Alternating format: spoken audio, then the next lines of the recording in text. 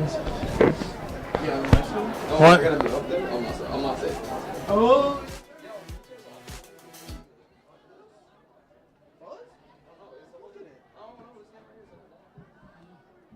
One, two, test 1, 2. Testing 1 2 1 2 1 2. Test 1 2. Right. I think that's good. All good? Just, okay. Your impression of the between Colin Judge and Stanton back to back last night. Yeah, and we still lost. We still lost. Dude, this kid wore a Yankees sweatshirt today. You know what? Right in there. Give him credit for that. The fact they wore a Yankees sweatshirt, that takes nuts. Well, no, but we were supposed to wear black for the. Show him the picture. And this kid all have a sore thumb.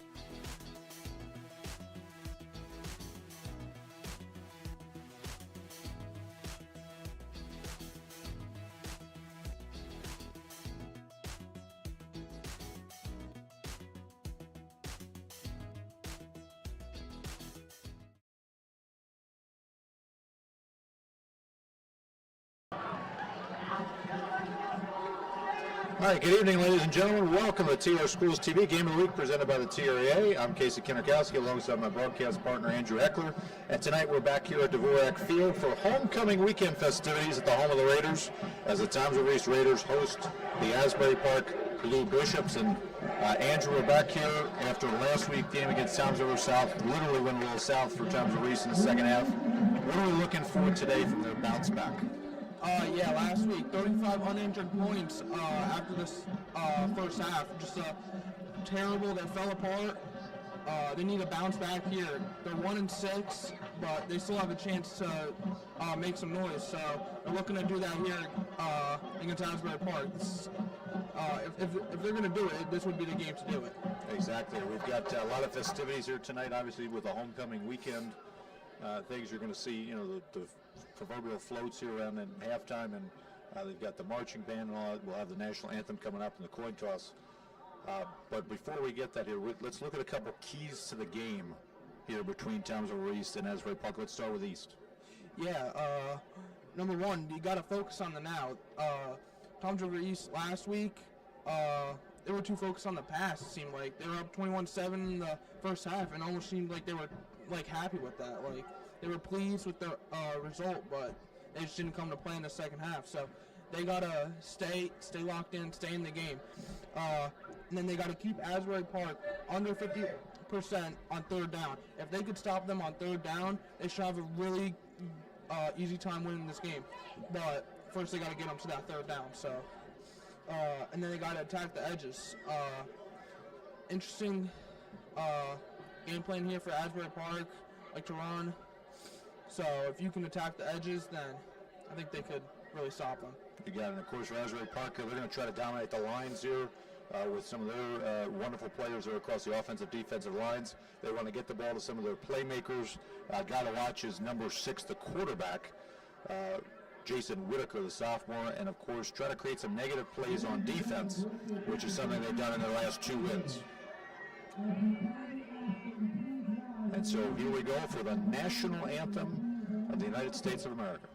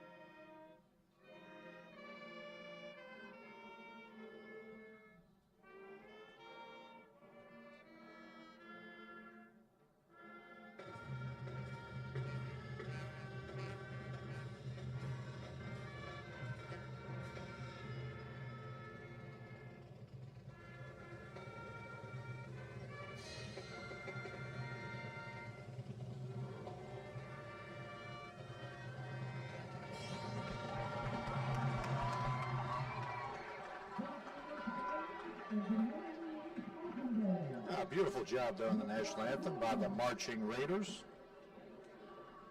Kind of love that. Gives a little chills there every once in a while. Yeah, it was a great job there. Just excited to watch some football. Just Friday Night Lights. Yeah, we're starting to get, it's a little bit chillier this week here, probably the first cold week we've had here in October. Going to be about lower 60s here, going maybe into the 50s here for game time. Does that change kind of preparation for a team compared to earlier months when it's a little warmer? Oh yeah, 100%. You got to dress differently, and you got to play differently. Like if it's cold out, quarterback might not be feeling it, can't get warmed up, just makes it difficult. But when it's those warmer months, it's just a lot easier to warm up. You're feeling a lot better, and you're just more into the groove, I feel like. Yeah, of course, your Townsville East in the league are 1-6 on the season. This is not a B South game, but it is probably the most important game of their season right now because they still have things to play for, which we're going to get to in a little while. But the fact of bouncing back here from last week's loss to South, in which they put up 21 points, but unfortunately it was all in the first half. Yeah, it was a good first half, but the second half they just fell apart. Like I said before, 3,500 points is unacceptable. Just really poor effort in the second half. Just no one looked like they were trying, but Sal just came to play in the second half. Something changed in that locker room, and we don't know what. Yeah, the Raiders, they came out last week with a lot of energy, and then they lost it there in the second half, but an opportunity tonight again on homecoming weekend to recapture that energy. We've got the coin toss here at midfield. Asbury Park wins the toss, and they will defer to the second half. So we will see the Raiders on attack first. I think this could be good for the Raiders. Score early in the game, gain early momentum. But, I mean, last week we saw them do that, but it didn't really matter. But well, that was the unfortunate one where they had a touchdown, long touchdown, that was called back, and that was the only drive of that first half they didn't score on. Yeah, that kind of crazy. Kind of crazy to think about that is right. And, Asbury Park, if you notice across the way, they don't have a large team, but they have a lot of really key playmakers and a lot of speed athletes that are going to could cause a lot of trouble for Tom's Reese tonight. Yeah, they might not have a lot of depth, but they have a lot of good key players. So if they can get them going tonight, Tom's Reese is going to have a hard time stopping them.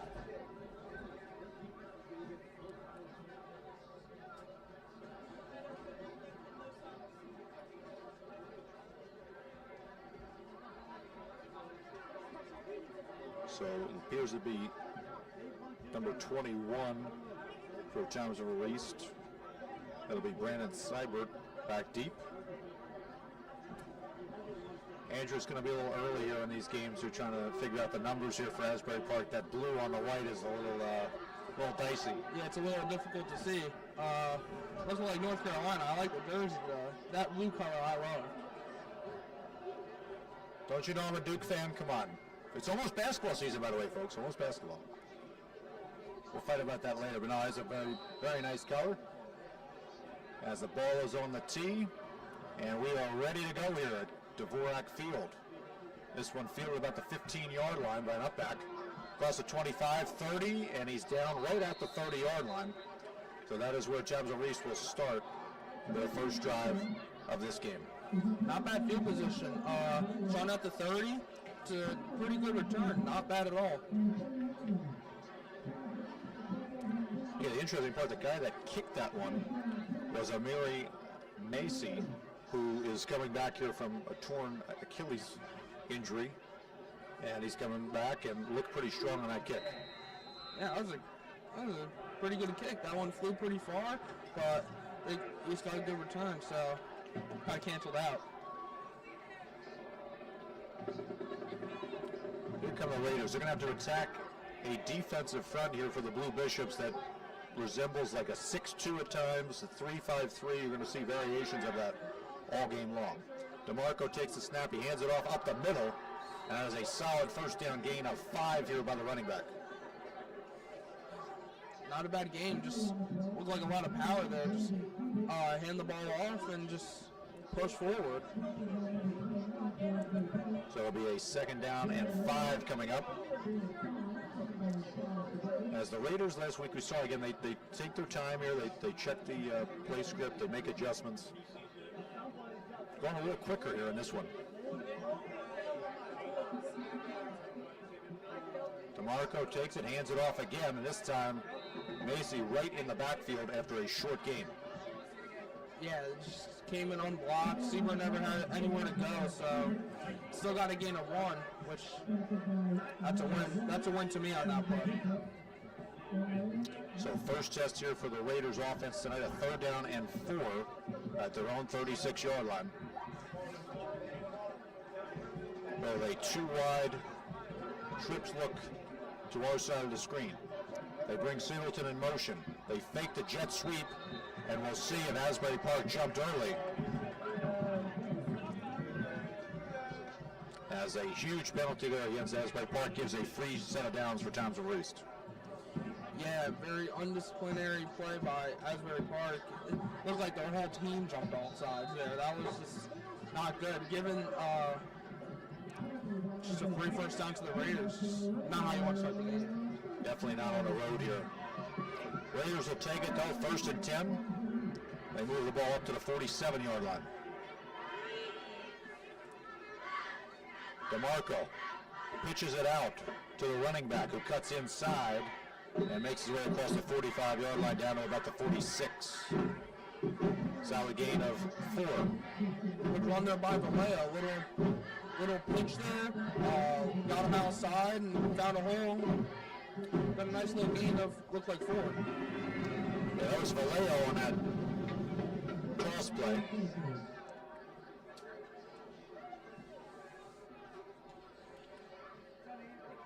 As now we've got 2nd down coming up at the 46-yard line.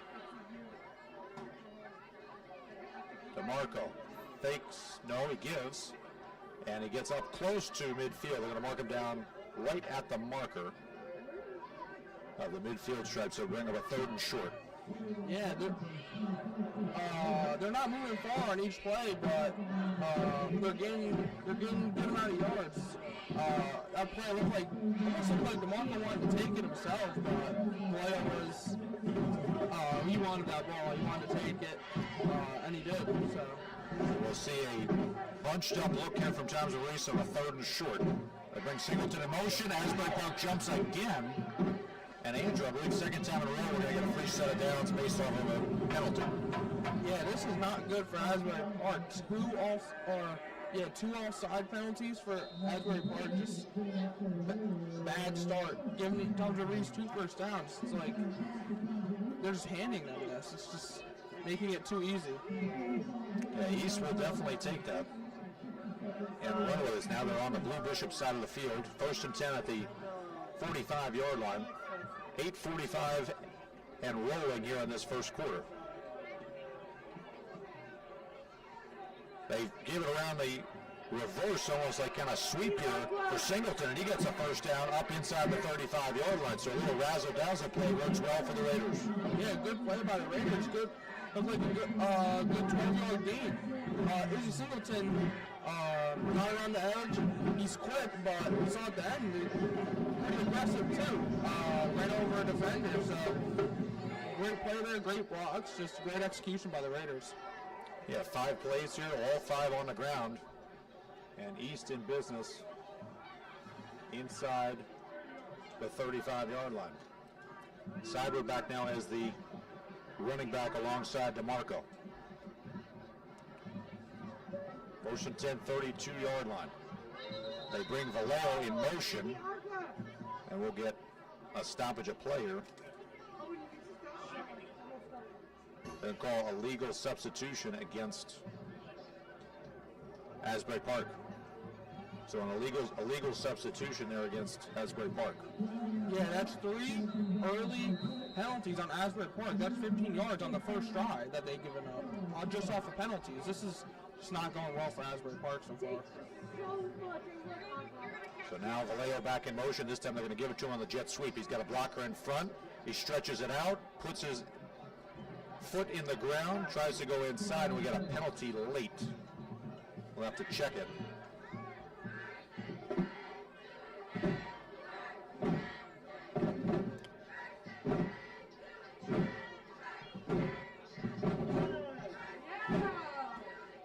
Holding against Townsville East here. So now those yards are going to get right back. Yeah, you ain't going to get all 15 of those, but you're going to get a good 10. So, yeah, just never really had anything on in that play, but and you got the holding penalty, so that play was just fell apart for Townsville East. We're going to mark it back at the 36-yard line. A 1st and 14 here for the Raiders.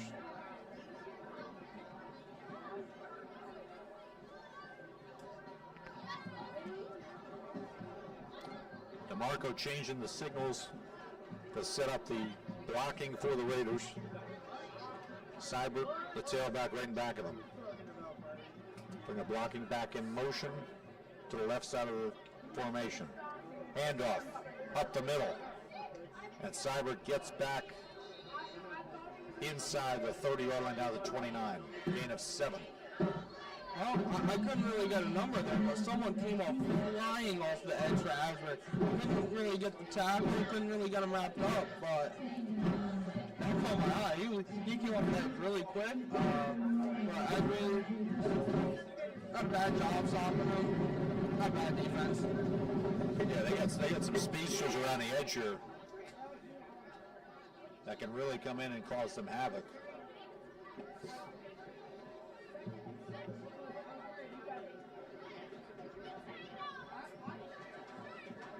Now on a 2nd down and 6 here, little option look, and DeMarco this time keeps it and gets the first down. Should be able to get just enough for it.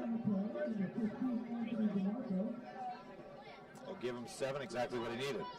Yeah, good option play. DeMarco made the right decision in keeping it. Just push forward for the first down. So we got a little mixing of the tailbacks here between Seibert and Vallejo. We've got DeMarco now getting engaged here, all on the ground here tonight. They have to be impressed early on. Yeah, just heavy run offense looks like from Tom's Reese. We've seen them pass the ball in weeks prior, but now they're just running the ball heavy with a bunch of different guys. Saw Singleton get some handoffs, Vallejo, Seibert, and DeMarco. Just all those guys getting touches. What's even bigger, too, is they are taking a lot of time off this clock. We're already inside of 5:30 in this first quarter. Reverse play, Singleton. This time, Asbury Park all over it. They were not going to have that again. It worked to the left, did not work to the right. And he's stuck in the middle with a tackle. Yeah, it looks like Tom Reese is just trying to get too fancy right now. Just trying to do any special things. I think right now you just got to keep it simple. Feel Asbury Park out early in this game and just stick to the basics. They're going to mark it with a loss of 6 on that one. And so fortunately they put him there because he was way back, could have been beyond the 30, but they give him forward progress up there to the 26-yard line. Bring him a 2nd down, and we'll call it 15. DeMarco fakes the handoff, keeps up the middle. He's got some space. He may be gone. Into the end zone, touchdown, Anthony DeMarco. So just like that, East here, the parting of the season. Fantastic blocking. DeMarco finishes with a touchdown. Yeah, that play really only happened because that Tom Reese offensive line just dominated the Asbury defensive line, just created a big hole for DeMarco to run through, and it was just all men after that. So, yeah, he was the seam, got into the end zone. Just great play there by Tom Reese. As East able to do it. And now they will try to tack on the extra point to go up 7-0 early here on homecoming weekend. Snap good, kick. Hold was good, kick is up. And it is good here. So with 4:27 remaining here in the opening quarter, Tom Reese taking the opening kickoff and going down the field. Scored with a touchdown capped by Anthony DeMarco. And everything from last week kind of wiped off the slate right now. Last week too, but now they're staying the now. They see the next drive. They can't get too ahead of themselves here. They're just gonna stay locked in. They can't get too long. Gotta keep the pace up. Trust the guys. Just keep pushing the ball downfield when you get back on offense. Exactly. We're going to see Asbury Park now come out here on offense. And they've got a couple of playmakers, depending upon who it is that they go with here. They've got Whitaker, the quarterback. They may have a situation where Macy looks pretty good on the special teams. He should be coming back out with the running back. And then a couple of key wide receivers in Parker, number 9, and a guy who runs slot a lot in Dunkley, number 12. So they have the ability to come back quickly. Just like we saw from Tom Reese, a lot of different guys getting touches, getting the ball, and just doing what they do.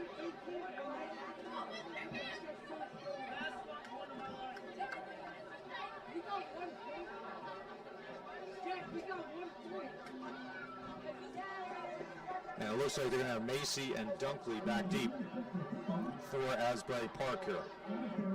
as they await the kick. This one's going to be a low line drive, fielded by Upback. Loss! East has a chance at it. Let's see it. East thinks they have it. We'll wait for the official signal. And it will be Asbury Park Blue Bishops football. Yeah, it looked like number 13, Colin Cummings, really had a shot at getting that ball back there for Tom DeVries. That would have been a huge momentum gain for Tom DeVries, but Asbury's going to hold on to the ball and get their first offensive drive going here. Well, they have a chance at it, and Asbury Park lucky to get it back. Now the bad part for Tom DeVries is that Asbury Park now has a short field to work with. As the Blue Bishops, their offensive attack will come out first time tonight. 42-yard line.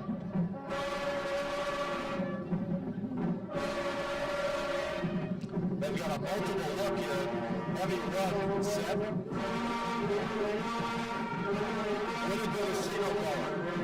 They handed off Macy up the middle, weaving his way through across midfield and down into Raiders territory. So you can see just the speed through the hole of Macy on that first drive.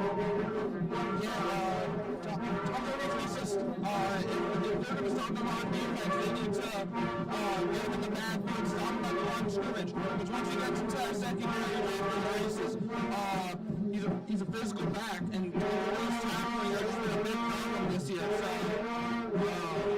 they need to stop him at the line of scrimmage. And I tell you what, Asbury Park's got to deal with the home field advantage here, a band right in front of us. Yeah, we have to deal with that too. We're on the home team now, like, come on, you know?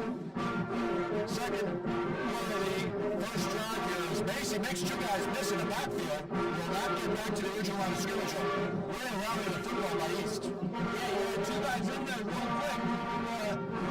They slowed them down enough to where they looked like all 9 or 11 people in the defense were already there, so he just never had a chance to get anything going. Yeah, Colin Heel, number 20, he's the guy that's wearing the black top over the white helmet, which obviously is legal now in football. He, last week here, wasn't in there for a lot of it. Now coming back here, he rallied the football, and that one did a nice job. Yeah, that was a great play, but that guardian cap, I kind of like the look of it, not the lie. It's a little different, but again, for safety reasons. Let there be light. Let there be light, says our director, as we get a timeout here at Asbury Park with 2:47 left here in this first quarter. And so while we get this timeout here, we want to talk a little bit. We're going to talk a little bit about some of the games that are going around the Shore Conference tonight. Tom's over North, here, the number 1 team at the Shore. They got to travel down the Parkway to play at a tricky Southern team. Any thoughts on that one? We've been saying these teams that Tom's over North have been playing all year have been tricky, but they've just really shown that they haven't. Southern played Tom DeVries a few weeks ago. I think they won 42-0. So they really showed their dominance there against Tom DeVries. But so did North at the same time when they played Tom DeVries. So yeah, Southern's just looking for a good upset. You got it. We'll talk about some other games, including Tom's over South and a top 10 matchup that's going to be going on up in Lumpson this evening, as well as the night progresses. But now coming out of the Asbury Park timeout, be a second down on 11. Back to throw here is Whitaker. Whitaker looks left, looks right, now tries to escape up the middle, and he's going to be sacked for a loss of 1 here. So everything broke down on that one. Excellent coverage downfield leads to the sack. Yeah, great coverage, but Terrence Thomas comes in on the sack late. Only a loss of 2, but it was great play nonetheless, getting them down, not letting them escape. So now here's the first critical test here for the East defense, a 3rd and 12. Asbury Park last week was 7 of 10 on 3rd down conversions. Allowed them to win that game, get their second win of the season, really bounce back in their hopes here to win a couple games down the stretch. They will have to do it here on 3rd and 12.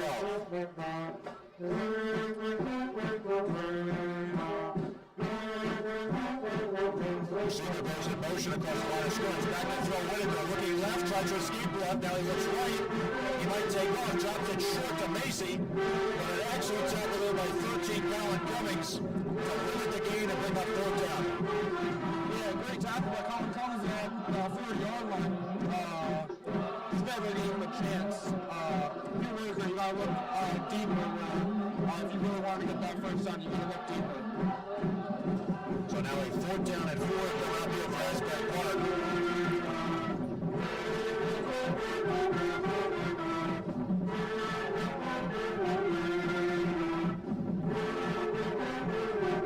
I can't even think right now. This band is so loud. There we go. See? That was nice. No, they're really piping out. They're excited this week. Doing a great job here. Now a 4th and 4. They have to get to the 36 to move the chains. Move the back in motion. They're going to hand it off. Macy gets the first down and more into the secondary. Gets down at the 31-yard line. They'll mark it maybe 30-yard line, gain of 10. Yeah, good. That might have been a touchdown-saving tackle there by Nick Caruso. Coming down from the free safety position, just going low, getting the tackle. That might have saved a touchdown there because he was moving. He was moving, that's for sure. As we've got about 30 seconds left here in this first quarter, we'll see if they get one more playoff before the end of it.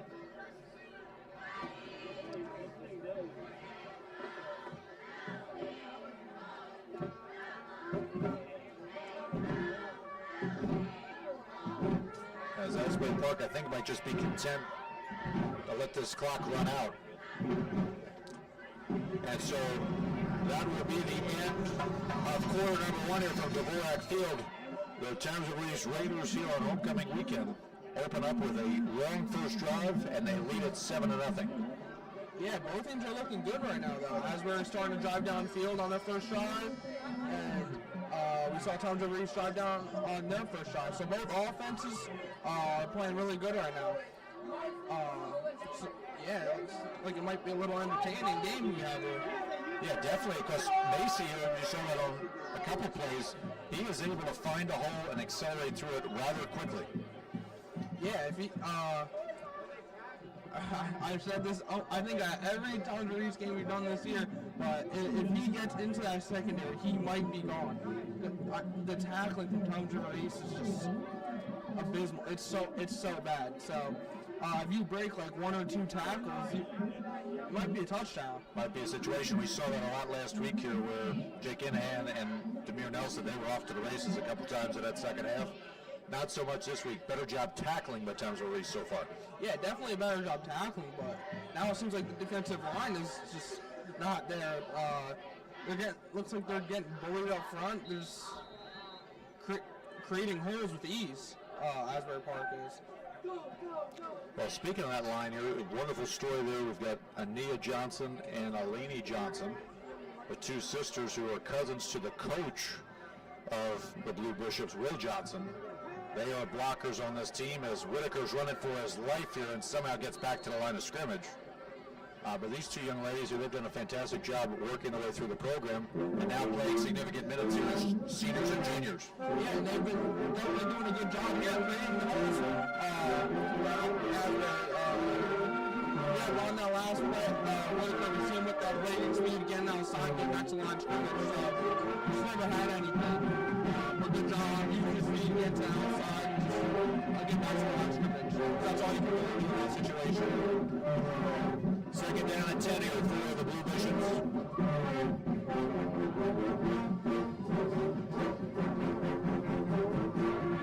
Whitaker with a guy in motion. They'll give it to Macy on the right side. He gets dragged down with one arm. How about a one-arm tackle there by number 52 of the Raiders, Nick Inarella. And his parents are here tonight, and they are loving every moment of that tackle.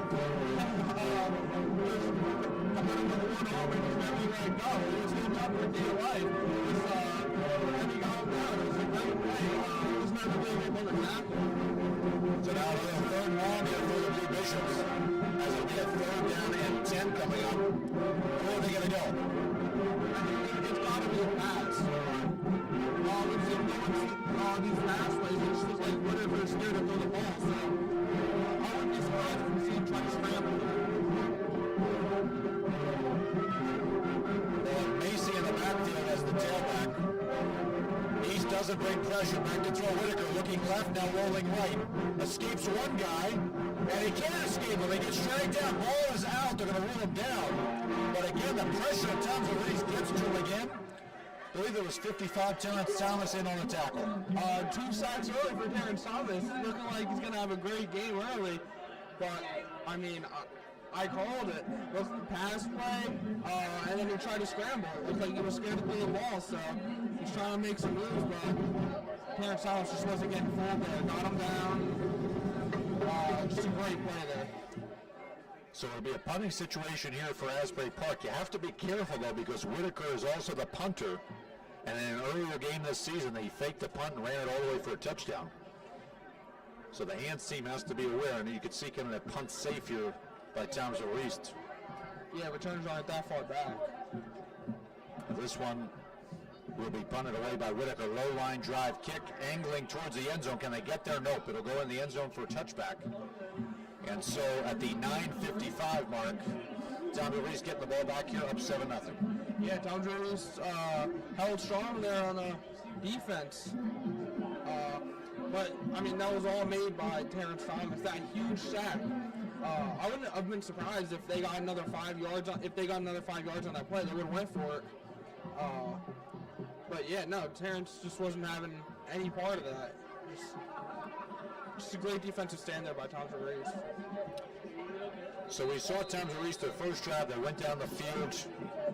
They had about 9 plays here, 70-yard touchdown drive.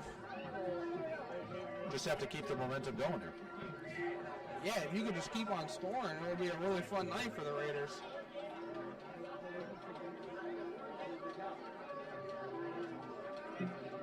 They start drive number 2 with Vallejo in the backfield alongside DeMarco. They hand it off to him up the middle, and that time really no place to go. A lot of white jerseys in there on the tackle. Yeah, great play there. Got right in the backfield early, and just the smaller Vallejo just never had a chance. Just wrapped him up. And yeah, that guy there that we saw, that one was the big number 58, Keon Franks here. 6'3", 245 pounds, and he used all of that to drag him down. Yeah, that's a tank right there. Yeah, that's hard to escape. So second down, we'll call it 9 here. DeMarco keeps it up the middle. He's going to get the first down and more as he gets up towards the 35-yard line. So he's been making smart decisions tonight and rewarded with some long gains. Yeah, good. Looked like 15 yards there. Just faked the handoff and just soaking himself right up the middle. And just a really good play. Yeah, he's got 3 carries for 47 yards and a touchdown. Look like Lamar Jackson out there. Is he on your fantasy team? No, I wish. First and 10, handoff. Around the right side with room is Vallejo, but he's cut down quickly by Macy at around a 40-yard line, gain of around 5. Yeah, it went real low there. Just right almost did like a front flip, it looked like. Just good hit. Just yeah, I don't know, just good hit. Job there east, though, starting to get these chunks of yards here as they look to control the clock a lot as well. Singleton in motion and about half the line jump there for Asbury Park. This might be one of the most undisciplined team I've ever seen. I mean, that's 20 yards off of penalties in the first half. Just and 3 of them were just jumping off sides. It's just I'd be pretty bad right now. Yeah, the coaches there from Asbury Park here that they, teach you discipline. Very undisciplined look so far as they bring a blitz here, and that time it gets home on the run play up the middle. Gain of maybe 2 yards as DeMarco tries to break up one of his teammates here from getting a little scuffle after the play. That was Vallejo on that run for 2.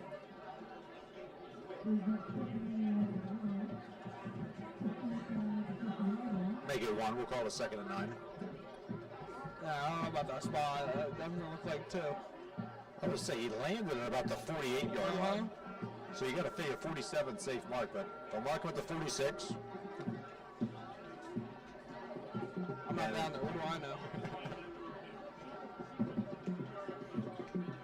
Second down and 9 come up as DeMarco changes the signals at the line of scrimmage. Singleton comes in motion. They'll give it to him on the jet sweep. He finds a crease up the middle and we near a first down. All depends upon the spot. Looks like they're going to mark him about a half-yard short. See that blazing speed and explosiveness from Izzy Singleton. Took the ball right into the guy and just exploded once he got past the line of scrimmage. Great run there. So now Seibert in the backfield as a running back here on this third, and we'll call it inches.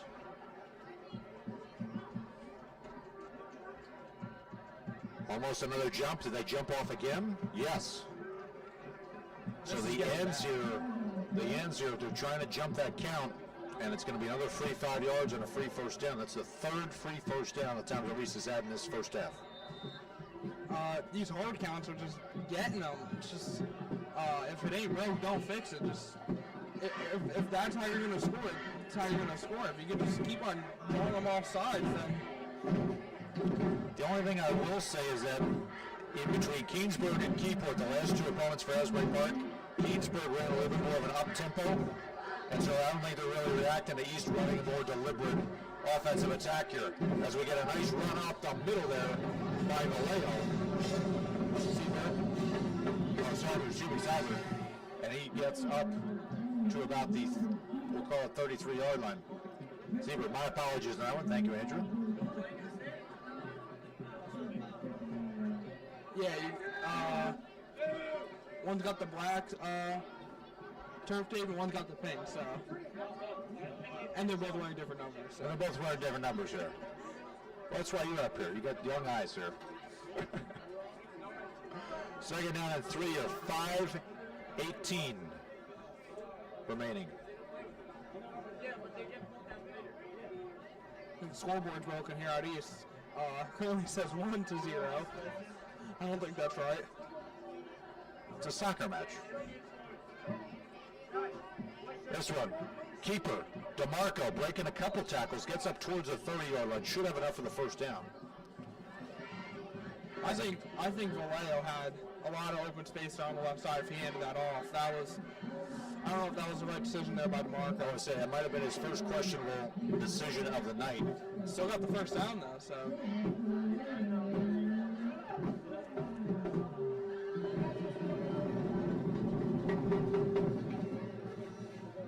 Some of these guys along the edge of that Blue Bishops defense are guys like Robinson, number 10, and Banks, Franks, who we've talked about. They are starting to get a little closer to home here. We'll have to see if that impacts as they get closer to the red zone. 1st and 10 from the 30. Vallejo, left side.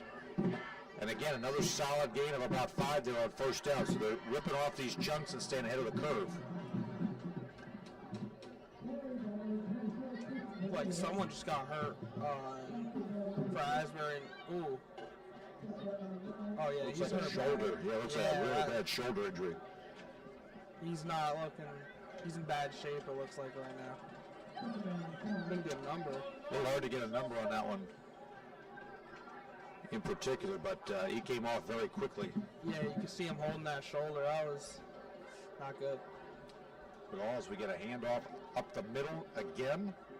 And stood up and lifted up almost like, well, he might be the homecoming king. Who knows about that? That might be the guy. He was lifted up like a chariot, like we're in Rome. He was crowd surfing up there.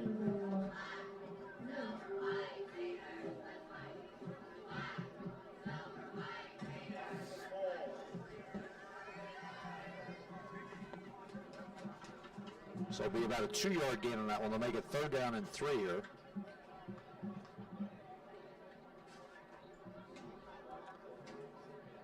Again, we are having a very quick game here, about 2:50 remaining here in this first half. As East here has a 3rd and short in Blue Bishops territory. DeMarco Handoff, Singleton, around the edge here. He gets the first down and more. Tripped up, a shoestring tackle. Touchdown saving tackle By Whitaker. You're right there, Andrew, saving a touchdown, but he gets inside the red zone and a first down. Yeah, still a great play nonetheless. Could have been a touchdown, but Whitaker said no. It's not on that play. So Singleton now 4 touches. He's got 25 yards on the night. Raiders back with a fresh set of downs here. They're going to take it all the way down here and try to punch in a touchdown before halftime.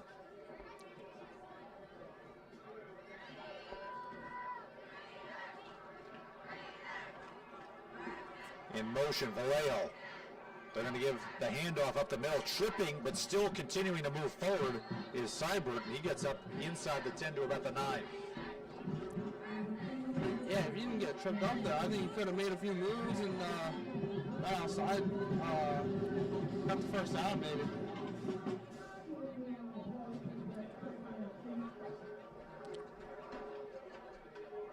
.130 to go in this first half. All 3 timeouts to work with. Going to spread some receivers out wide here because he's got Arian and Kempker to the top side of your screen. Gives it on the pitch on the jet sweep here to Vallejo. And he gets stopped up in the middle by a couple of Blue Bishops.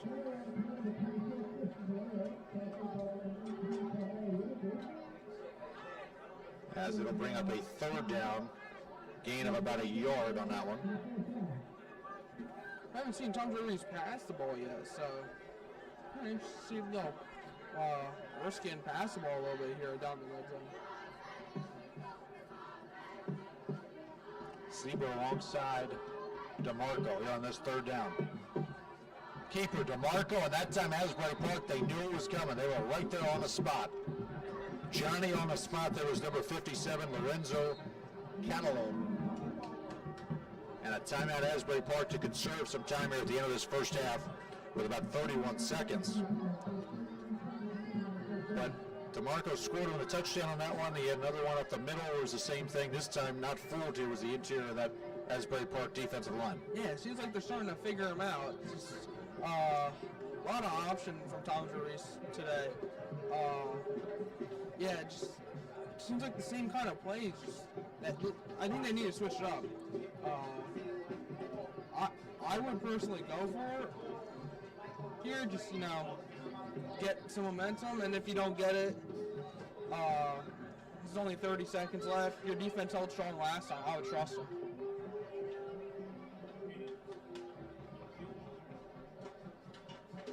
These two are going to go with a field goal. Hey, yo, tell them to watch the ball, Jim. Don't even go for the block. Don't even go for it. Don't even guess. As we'll call this unofficially a 24-yard field goal attempt for the Raiders. Snap is good, hold is good, kick is up, and it is good here. So Tom's of Reese goes up 10-0 here in the waning minutes of this first half. Yeah, good kick there. Just going up 10-0. That's huge. Most likely going to be going into half up 2 possessions, but last week they went to have up 2 possessions too. So we saw how that worked out. Yeah, but you know what though? To give them credit here, it's hard to come back from a game like last week and really show up and play. And Tom's of Reese, whatever they did during the week with practice, whether they watched the film or they didn't watch the film, they came back here and they played very strong here early in this game. They played very strong in the first half last week against South. I just, for East's sake, I just hope that it's not the same result.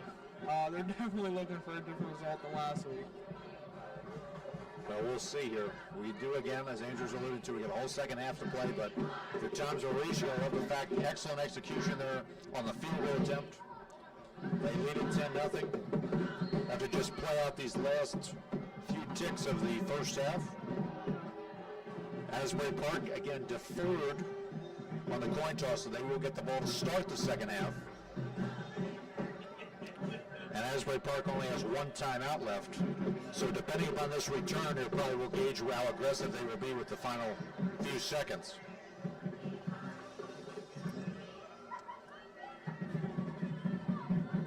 we get a squib kick up the middle, fielded by an up back cleanly at the 35-yard line. He tries to reverse field, might have a couple blockers here. Let's see. As he cuts back again, maybe one too many. No, he's still going. Hold on a second, folks. He's going to cross midfield and be tracked down around the 40-yard line. So 11 seconds to work with, one timeout. It makes it a lot more interesting. Makes this a lot more interesting, right, Andrew? You were right on that money. 11 seconds and a timeout. Throw it deep, get into field goal range, call that timeout. Changes everything. Now you get the ball at half and you're down a touchdown. That's completely different. So the East 41-yard line is where they will start this. They'll have 11 seconds to work with. They have one timeout.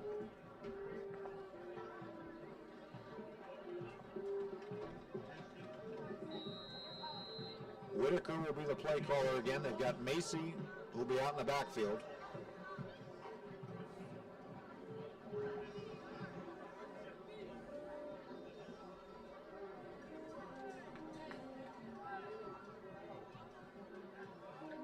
Macy with a couple speedsters there as well.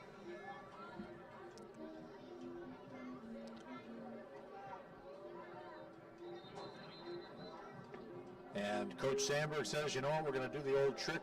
You show us your hand, and we'll adjust here before we go with this one. So timeout time's released. Yeah, if you got the timeouts, you might as well use them. Just make sure your defense knows what they're doing. You don't want to let up anything big before half with only 11 seconds left. That would be, you would still be winning right now, but that would bring the momentum down a lot. So we had 11 seconds here, just kind of taking a quick peek around the shore. Jackson here leading Brick 7-0. Got Barnegat leading New Egypt 7-0 right now. We've got the big game with Tomsboro South here playing Brick Memorial, in a game that will not affect their ability to try to win a division title, a share of it next week. So now coming out of the timeout, 1st and 10, 41-yard line, 11 seconds for Whitaker and company. Back to throw is Whitaker. Looking left, he's going to try to launch it down towards the right side, up in the air and knocked down with 4 seconds to play with here. So he shows the arm strength. Solid defense, though, and coverage downfield by Tomsboro East. Yeah, great play by Arion coming from the safety position, just coming over, breaking that pass up, swatting it down. Just smart play. So Whitaker will probably try that one more time here, a little Hail Mary.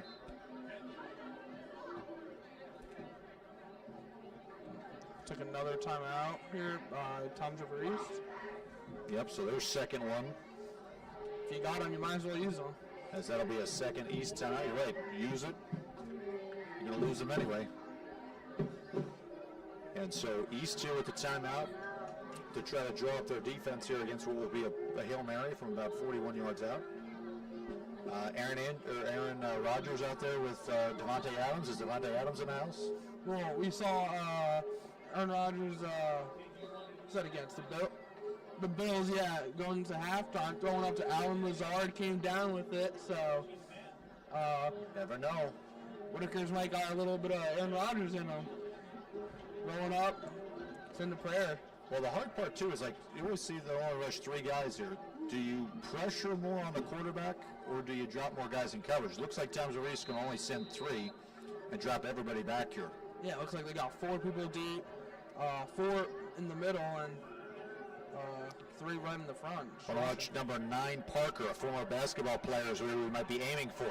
Ball up in the air. This is going to land right at the goal line, and should have probably been picked. Colin Cummings came and swatted it out of Vallejo's hands. But he swatted it right out of his teammates' hands to knock the ball down and end our first half here at Dvorak Field. Homecoming weekend, Tomsboro East, chance for a bounce back. They've shown an impressive performance here in this first half as they lead 10-0 on Asbury Park going into halftime. Yeah, not allowing Asbury Park to score any points, so, I mean, that's a good sign, but Asbury's going to get a chance to come out of half, put up some points early, gain some of that momentum back, and just, hopefully get back in this game. Yep, here at Asbury Park, of course, they don't have as many players here, but they are scrappy, and we saw that defense start to come on a little bit as they stood down in the red zone on the last East drive. Yeah, they started playing great defense down there in the red zone. It seemed like they figured Tom's River East out. Just all the options, all the handoffs. Just seemed like they were calling out the plays as East was calling them. So. Yep. And so we will step aside here from the broadcast booth. We'll let you enjoy the halftime festivities, the Marching Raiders band that's here, along with all of the homecoming, the court that will be there, the Kings and the Queens. We will be back with the second half in a moment, but enjoy halftime, and we'll see you soon.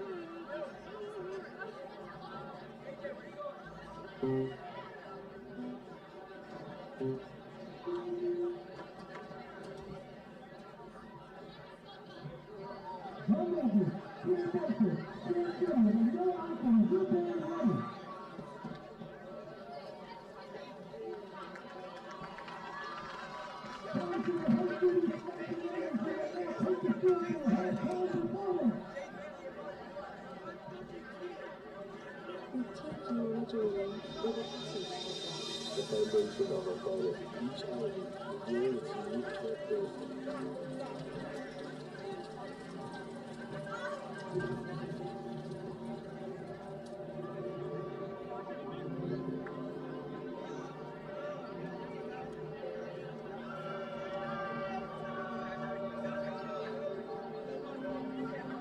Water sustains all living creatures and shapes the earth through rivers and rain.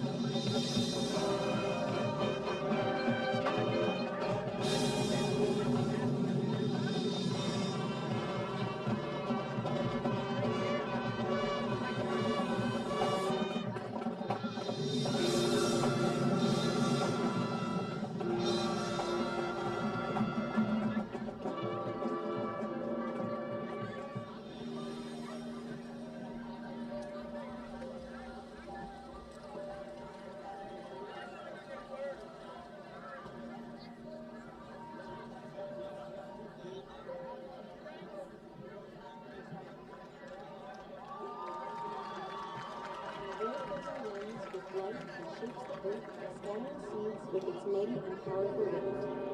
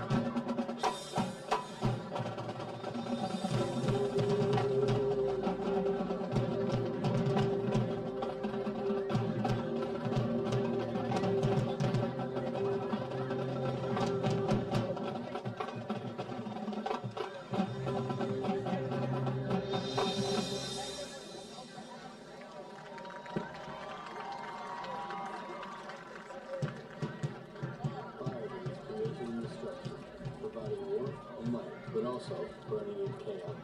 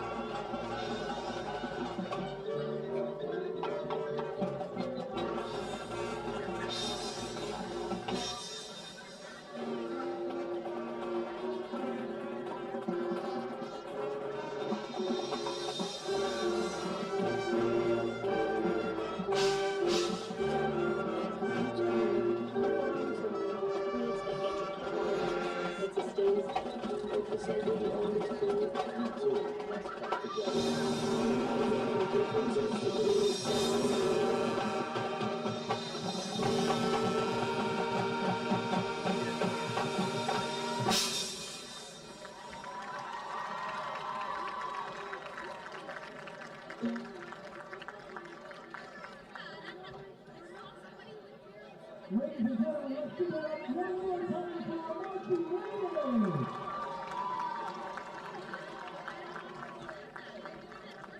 up, we have our parade for our homecoming nominees.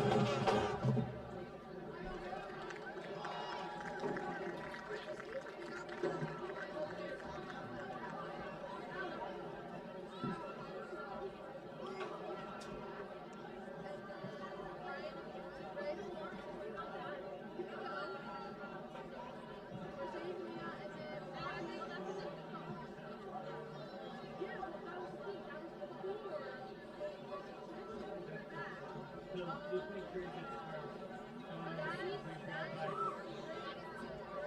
Hello. So when the car is going by, just get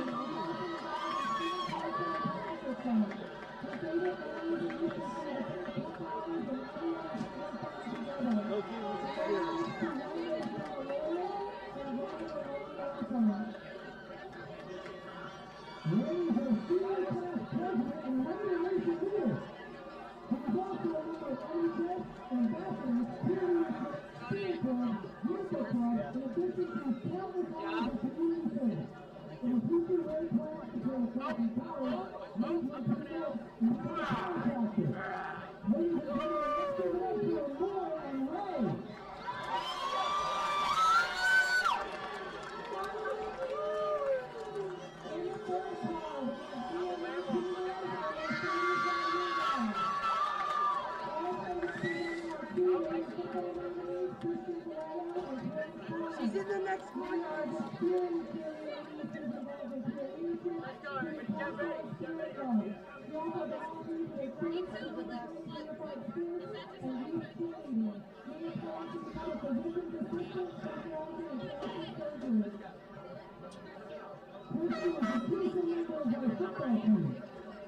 They're also volunteering at the field of dreams for the Asbury football league here.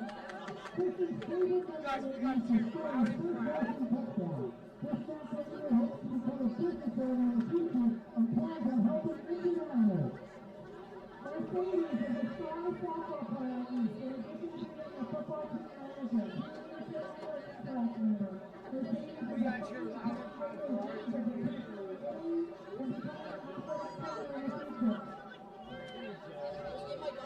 You're good. You're good. You have to be.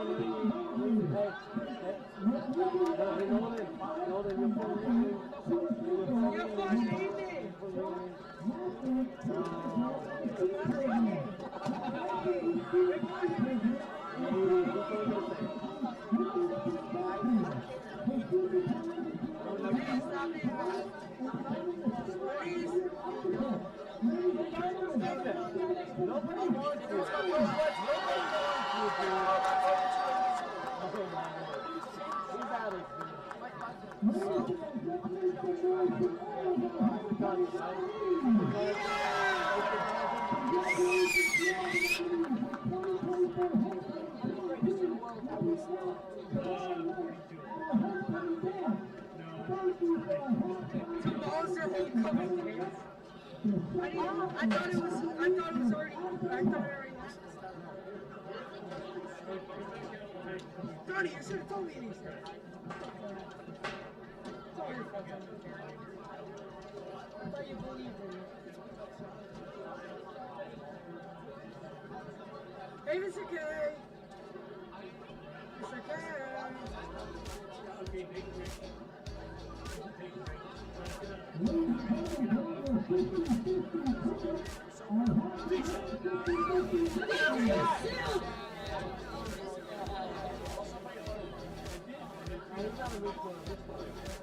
That's Hey,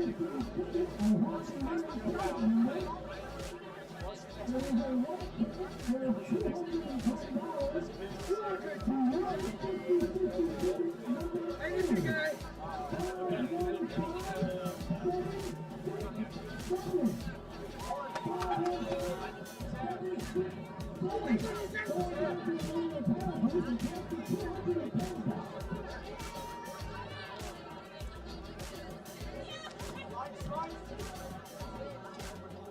Come and get us that one, guys.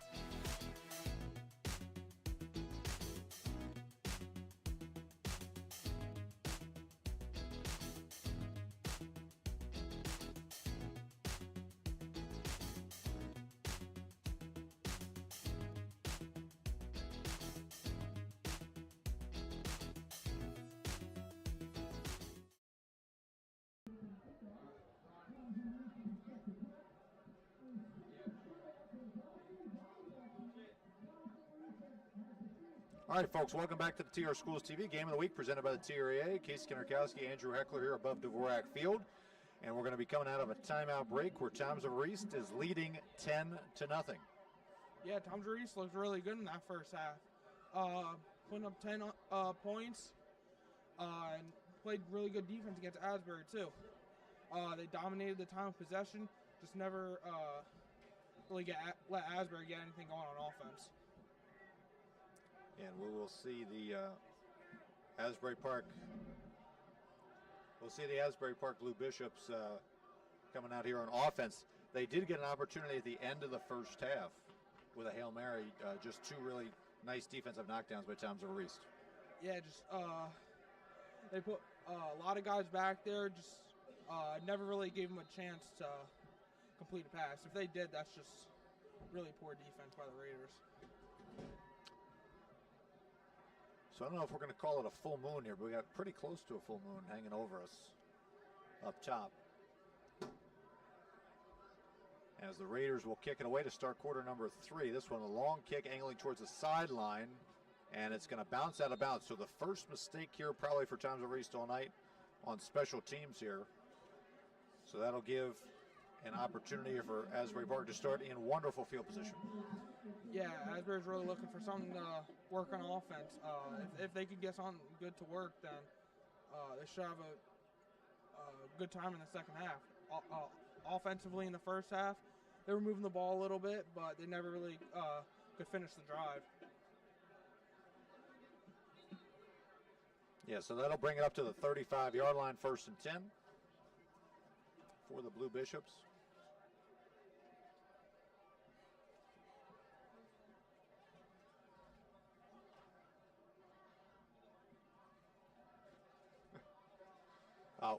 Pretty good job by the defense of Tom Zavarist there, Andrew, in that first half, especially the linebacking core. Yeah, they really stepped up. Looks like they fixed the tackling issues from previous games.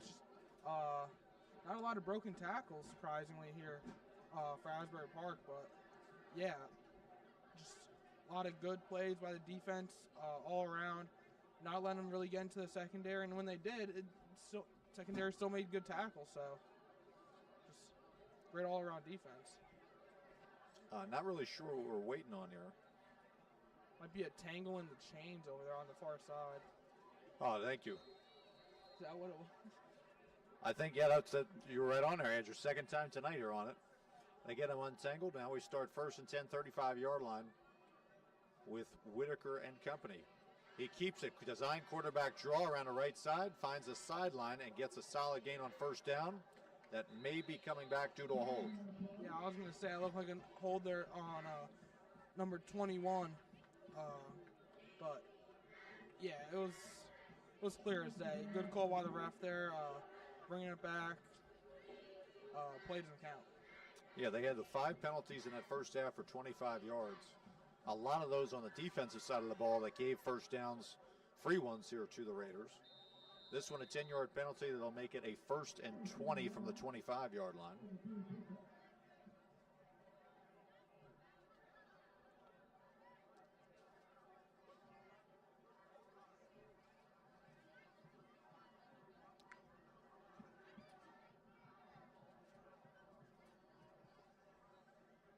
So we got a 2-back look alongside Whitaker.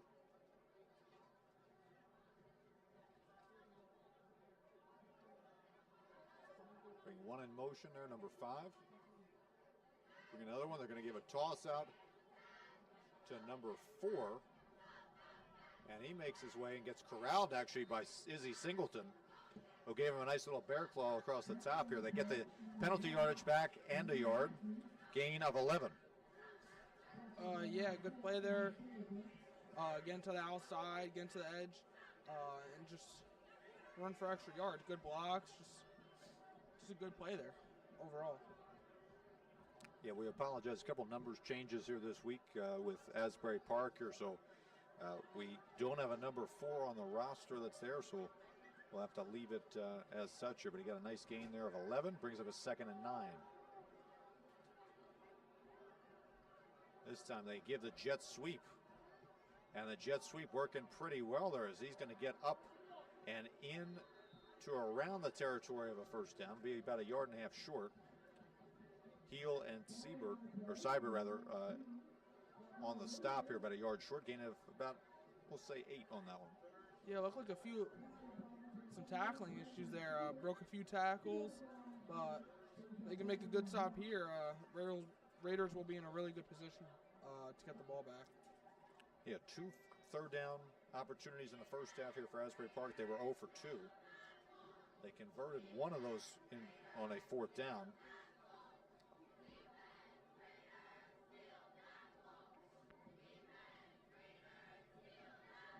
This one, the third one, those linebackers look like they're coming. They're showing blitz. And they bring it, and they would have the stop here, but it's blown early, and it'll be a false start against Asbury Park. A lot of these plays before the snap, all these penalties for Asbury, they're just killing themselves. It's just, I don't know if East would have scored all those touchdowns if they didn't have all those all-sides penalties on Asbury. It's just, it's kind of like Asbury's just letting them score. They had a few gifts on that one.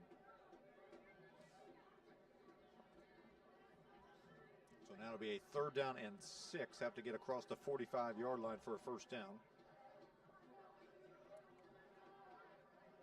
As Asbury looks like they're also taking their time here, setting up the protections and getting the signals in.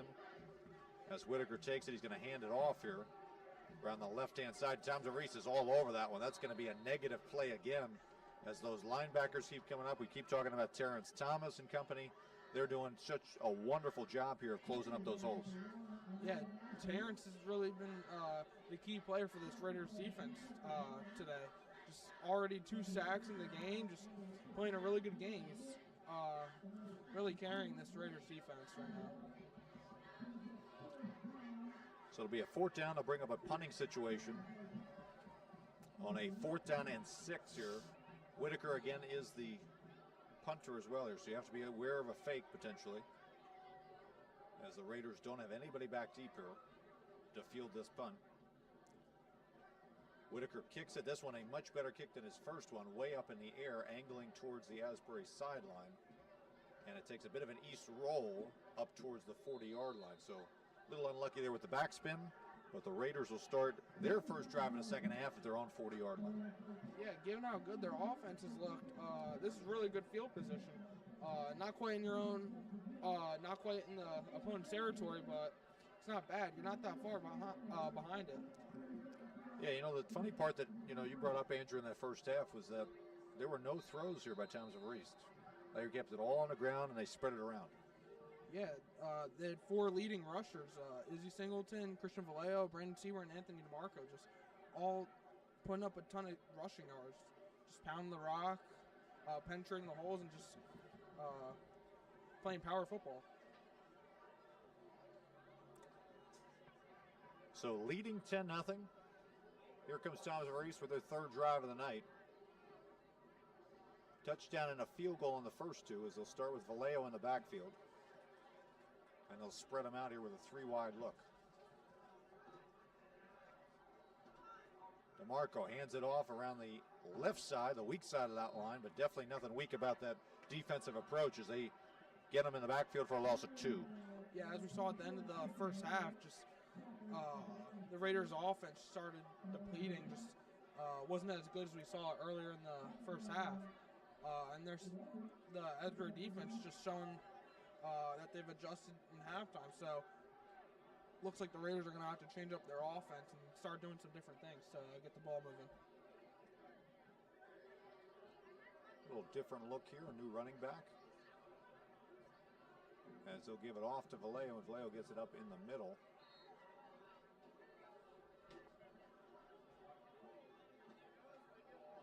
Correction, that's Seibert on that one. My apologies. Come on, the pink I saw the pink cleats late here. They have Dylan Spalletta in there, number 23 as well, as a blocking back.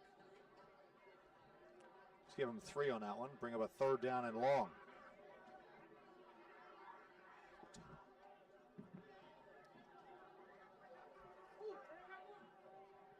Have to get to the midfield stripe to move the chains here. They bring Singleton in motion. And they got him again here on an offsides. Another one.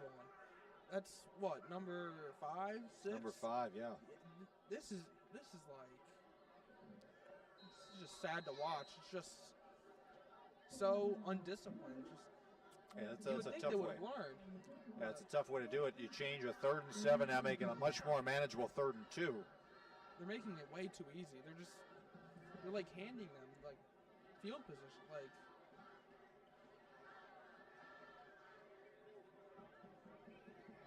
yeah, the guy along the edge here, number 25, Quentin Roberts, the guilty party. As now DeMarco rolls to the right, throwing for the first time. And it's knocked away, incomplete here. So 4th down and 2. You got to wonder, was that designed here to be a play call? We know we've got 2 plays, even though it's at midfield and we're only up by 10. I don't know. It's an interesting spot because you're not on your own. You're not in the opponent's territory yet, but looks like punt team is coming out. Marco came off on the sideline, so just I don't know if I agree with that. I think you got to play aggressive here in this situation. You're up 10-0, and your defense held strong. The defense has been really good, so I would trust them. It's getting tough here. Wildcat formation. Now we got, it's very interesting. Oh boy. Here. Let's see what we got on this one.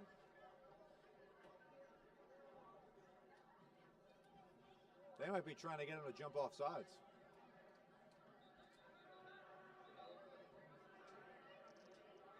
I tell you what, I think that might have been part of their strategy. They were trying to get him to jump off sides, figuring, hey, they've done it 5 times already. Let's get a free 5 yards and a first down.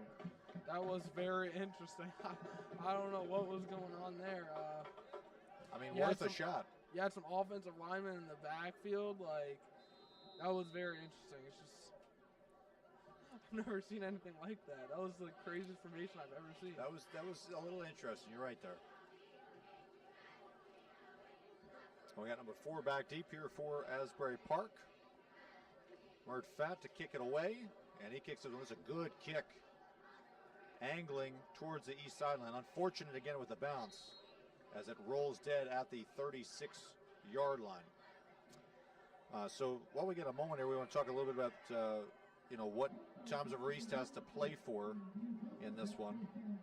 They've got some great opportunities when it comes to power points.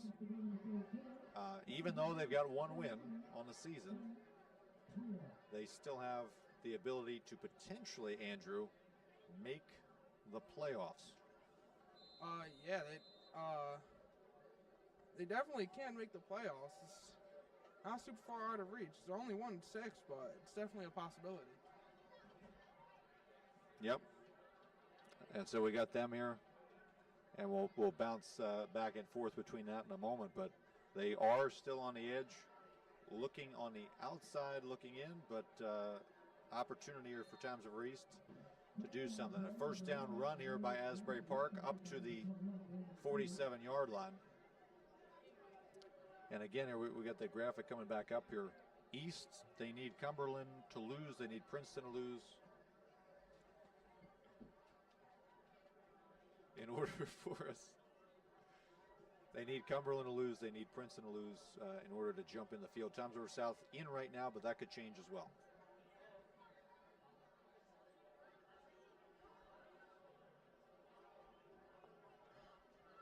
Bring up a first 10 and 10 here at the 47-yard line. Another handoff here as they try to weave their way through. Getting 5, still churning up towards the 45-yard line. Gain of 8 on first down. And so now Asbury Park's starting to get a little rhythm on the ground here. Yeah, I think if they could find like a really good rhythm and just keep pounding the ball, like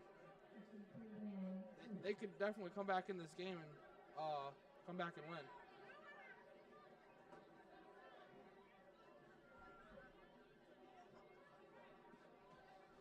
So a second down, and we'll call it 3. Here for Asbury Park as we're coming up on the 5-minute mark, just outside of it here in this third quarter, down by 10, but driving. fakes it, rolling out to his right. He's got a blocker in front. He's looking to throw. He's going to try to tiptoe along the sideline, and he gets a positive gain and a first down here. Just see the elusiveness there of Whitaker on that play. Yeah, it looks like Lamar Jackson out there. Just so versatile. We've seen him throw the ball. Not some great throws, but his running ability is what makes him really great. He was somehow able to get about 8 yards on that run. I didn't see 8 yards coming out of that one. Yeah, I did not see that. That was probably his best play so far tonight in terms of scrambling. There were 2 sacks earlier in the game by the Tom's of Reese defensive line, but now, again, you're starting to see the athletes are showing up here in the second half.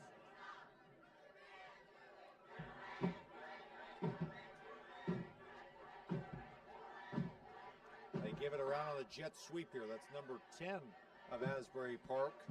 That's Zamir Robinson, as he'll gain about 4 on first down. Yeah, not a bad play there. Coming off on the jet sweep, hand it off, just another simple, easy play. Didn't gain a lot of yards, but he did gain yards. 4 yards. It's not a game changer, but definitely help out. Yeah, so Asbury's getting into that rhythm, and they're starting to run the ball a lot more proficiently.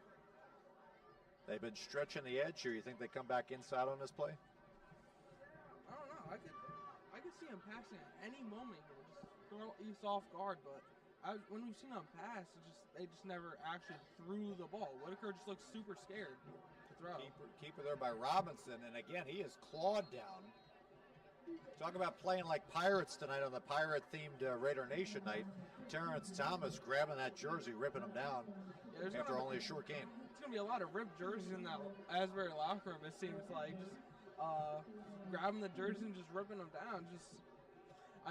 If you can't wrap them up, you might as well just grab them and pull them. He wrapped him up here. Now we get another third down coming up. As Asbury's 0 for 2 tonight on third downs. This one a 3rd and 4. Definitely 2-down territory, you would figure, right? Oh, 100%. You're down 10-0.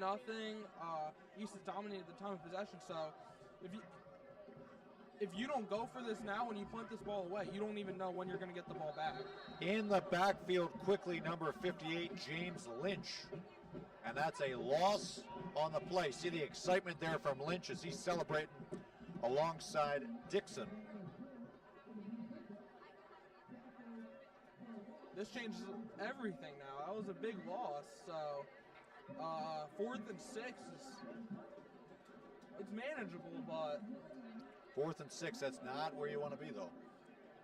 And this is interesting too, because it's not like where it's necessary, where you need to pass. I feel like you could run the ball and get this first down, and it wouldn't even be that crazy. But do you risk that? Like, I don't know. East, they're guarding that first down marker.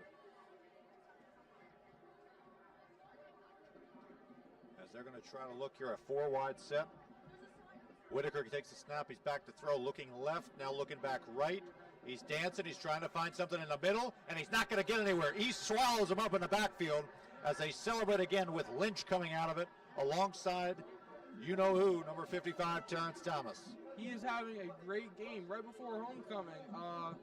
Just might go down as half a sack, but 2.5, 3 sacks. Just having a great game so far. Really just putting this East defense on his back and just doing everything. It's him and James Lynch. It's their show. They're doing whatever they want with the Asbury offensive line. Just, you have to be impressed by the enthusiasm on the defensive side of the ball, especially tonight, of Tom's of Reese. They got shellacked last week in the second half. Whole different ball game this year, or this week. Yeah, they didn't get ahead of themselves. They just stayed in the game, stayed locked in, and just always knew what they were doing the whole time. So they're going to keep it. That's a very interesting formation. Seibert with the carry as they bring in a couple extra linemen. And they're just going to keep this ball on the ground here. That was, I thought that formation was just to try to get them off sides last drive, but no, they actually ran that. Is that Seabird down? That's... If it is, that's a huge loss. Yes, Am I right? it seems like Seabird's down number 21. Saw the pink turf tape. After the gain of 5 on that one. He's had 8 carries tonight, 33 yards. Obviously trusting him with the football here late in this third quarter by designing basically the whole formation around this guy, being able to run the ball. Yeah, that's a big loss. That's one of your starting linebackers and one of your starting running back too. So, I mean, you're losing a big player on both sides of the ball. You're losing your main guy on defense and your big playmaker on offense. So, I mean, this is probably one of the worst people to lose for Toms River East.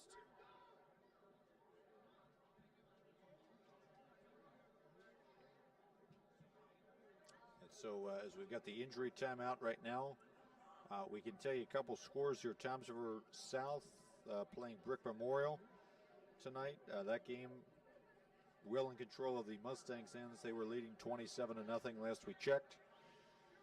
Last time we checked here, Toms River North here, as Cyber gets up here, Toms River North leading 14-0. And it's just been, apparently, according to the X-verse here, it's been all Toms River North so far in that game. It's nothing new. You've seen it all before. You've seen it way too many times.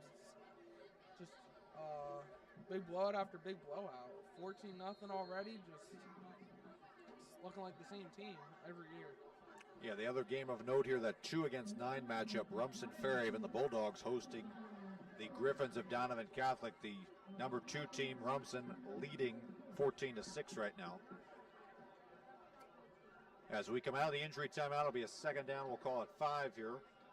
As we get a handoff up the middle, straight up the middle. First down and running is Vallejo as he gets into Blue Bishop's territory.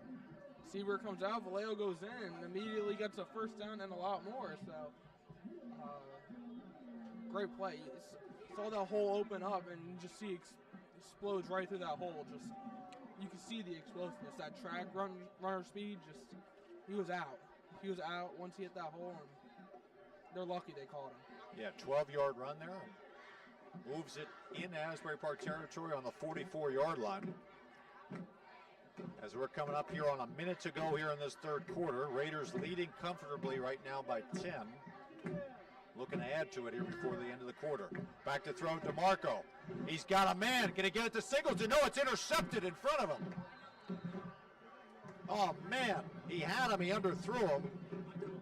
And just like that, reversal of fortune here for the visiting team. He had him wide open. Izzy Singleton, he had him right over the top, but DeMarco underthrows the pass. That's a big break for Asbury right there. If that was a good throw, they're going up 17-0. That's a tough one. Last thing you needed for Toms River East. And so drive goes with an interception. So now all of a sudden a little uneasiness here on the east side, as it'll be a 1st and 10 from the 18-yard line for Asbury Park here. A couple seconds left here in this third quarter.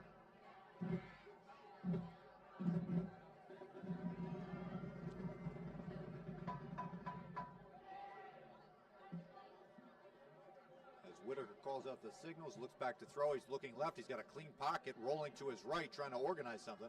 Finds somebody in the middle who dropped it. That was a wide open pass. Dropped in the middle, incomplete. A little inaccurate, but it was definitely catchable. But if he caught that, Colin Hill was ready to hit. Yeah, that's an accurate pass. I think that's still a catch, but I don't think you're getting much more after that catch. Yeah, that was to Parker, number 9, who's 6'3", 175-pound senior. He played again on the basketball team, and they converted him over here to play football. So probably the vertical more his game as opposed to trying to move laterally like he tried to on that catch.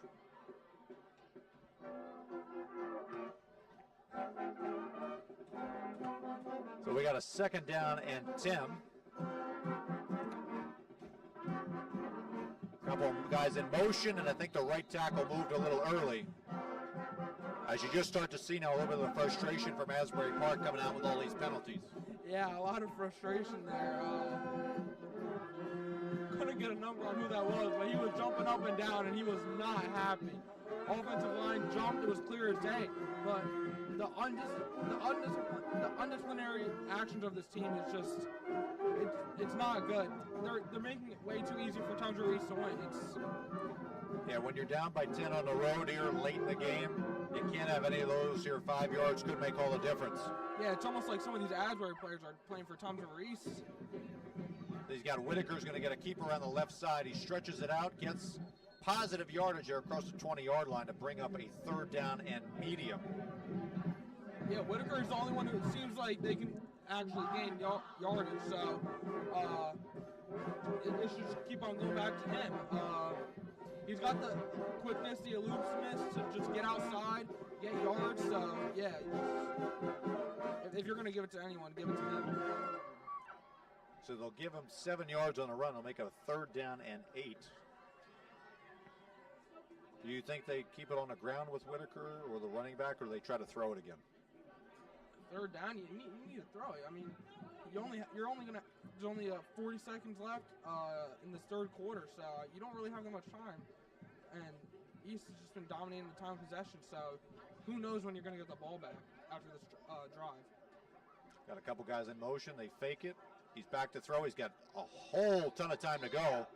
He's running around. Gets it out to the flat. Catches it at the 20 and goes down at about the 23-yard line. He had a couple big guys coming right at him, including Nick Inarella, number 52. So they'll mark him down to the 24, gain of 4, but still 4th down. That was like the longest football play I've ever seen. That was, I think, about 11 seconds. He had too much time in the pocket. James Lynch got in there, but he's just so elusive. It's just so hard to track him down. And he's so fast. It's just so hard to find him and get him down. So, ladies and gentlemen, that will be the final play of our 3rd quarter here from Dvorak Field as the Raiders cling to a 10-0 lead here on homecoming night as they look to try to get win number 2. Yeah, Raiders looking like a completely different team from the past 6 weeks. They're up 10-0, but still, you can't get ahead of yourself. It's still only 2 possessions, so Asbury can easily come back and win this game. As we get the band playing in front of us, we got another update on that North score. It's now 21-0 Mariners. As it seems like Valerio's having another great night here for the Mariners. Yeah, it's nothing new. We've been seeing them play really good all season, so just putting up the same kind of stats, just playing same type of game he's been playing all year, so not really surprised. Yeah. If you look at Townsville East here, they have this game, and then, of course, not to look ahead, but we will up here for the booth. They've got a winless Lacey team that's coming in next week. Opportunity to really turn their season around.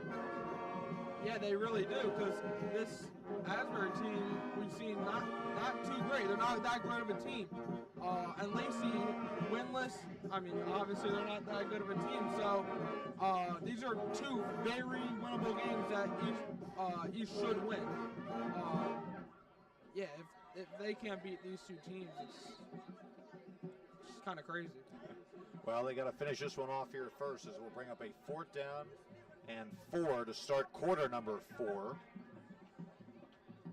As Asbury Park, no choice but to go for it in their own side. Back to throw, Whitaker. Looking right, dancing around. He's got no place to go. Yes, he does. He's got the 1st down. Somehow he escapes it. A little Houdini act there, as he's able to skirt his way up the sideline and move the chains here to keep the drive alive. I don't understand how he does it. He has so much time, and he's just so elusive. It's just, I don't know how they they gotta abuse that. Well, I thought Inarella was going to kind of keep him in the box here, but it is just so hard to try to keep this guy in there. A sophomore, but he does not move like one. He is so quick and shifty. I've never seen someone move like that. It's actually like Lamar Jackson. he might not have the throwing ability like we've seen, but the running ability is very much there. I'm going to say, if I squint a little, it kind of looks like an 8, even though it's a 6, if I squint a little. So 1st and 10 here now for the Blue Bishops. They're going to have to move a little bit quicker here, down by 2 scores now in the 4th quarter. Back to throw again is Whitaker. He's got pressure coming from his left. He escapes it. He's trying to signal something, trying to get a block. Doesn't get it. Breaks a tackle. Dances around again, and he'll get marked out at the 49-yard line. So another first down, 15-yard gain. And now all of a sudden a little momentum here going towards the Blue Bishops. I don't know. Maybe the coaches heard me. You got to abuse him. You got to use him in the way that he's supposed to be used. He's so fast and elusive that you could make it look like a pass, but we all know he's really just going to scramble and get out of there. And it was just a huge gain again. It's so hard to contain him because you try to stop him one way, he's just going to run the other and just outrun all of your guys. As Whitaker takes it, he hands it off to the running back number 4. He's into the crease. Breaks a tackle, 40, 30, 20, turn on the Jets, he's gone. Touchdown, Asbury Park. He's running all the way to Bruce Springsteen's house. Look at that. Huge run. Again, he got past the line of scrimmage, and there he goes. He's off to the races.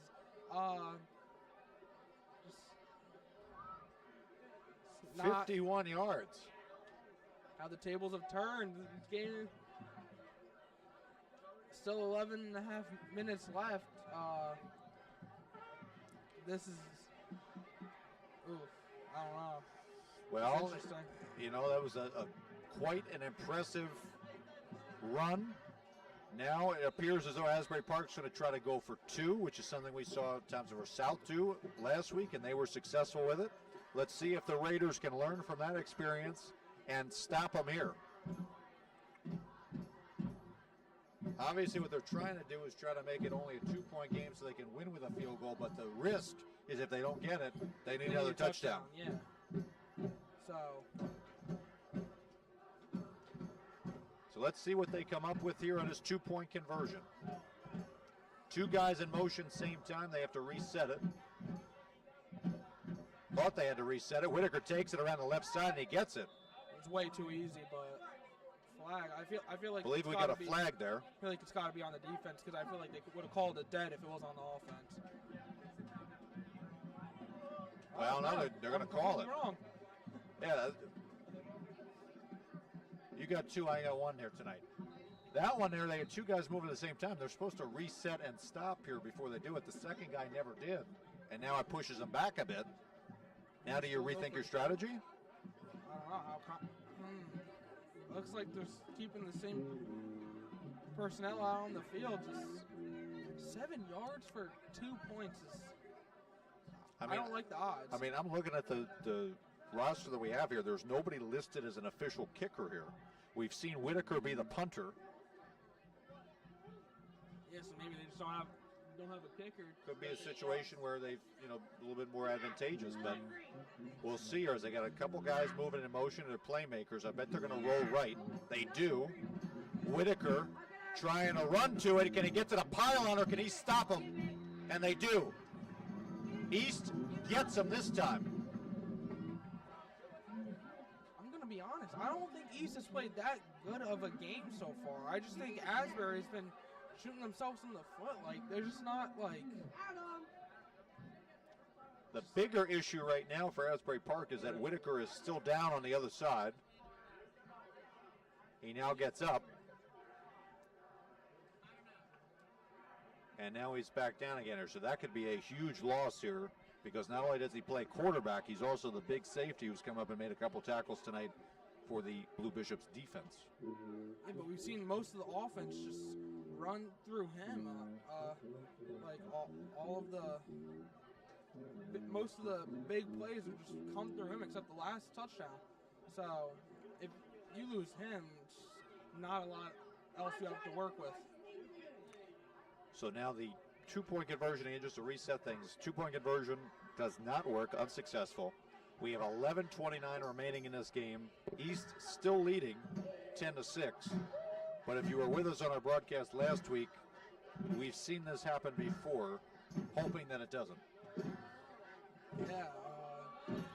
But the good thing is they still need a touchdown to win, so they can't just go down, get in the field goal range, kick a field goal. So should make it a lot easier, but they need DeMarco and all your other pieces on offense to start producing in the second half, because just like last week, they've been quiet. The offense has just been sound asleep, just nothing's happened. Yeah, nothing's happened here. They're going to put Izzy Singleton back deep here to try to return this kick.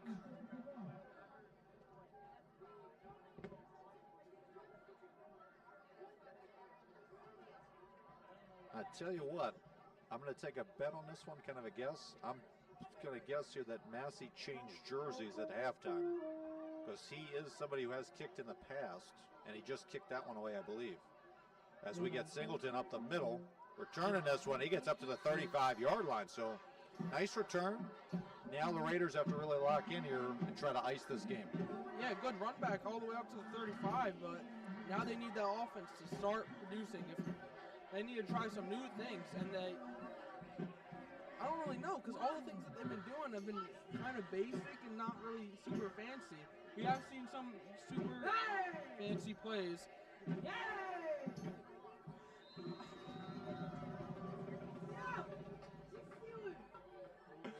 The band is very festive tonight, let's just say that. I was caught off guard by the band. Pirates of the Caribbean, sponsored by Thames River High School East. You better give me one on Tuesday. DeMarco with the handoff up the middle. Vallejo, no place to go, as he barely gets back to the line of scrimmage.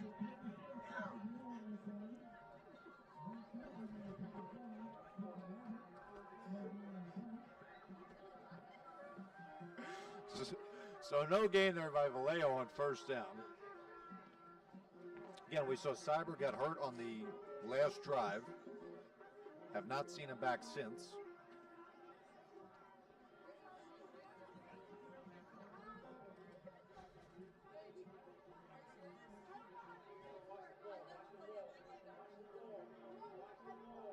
So we've got Mert Fat in the backfield as kind of like the fullback. They fake it to him. DeMarco's got pressure, and he just got to get rid of it.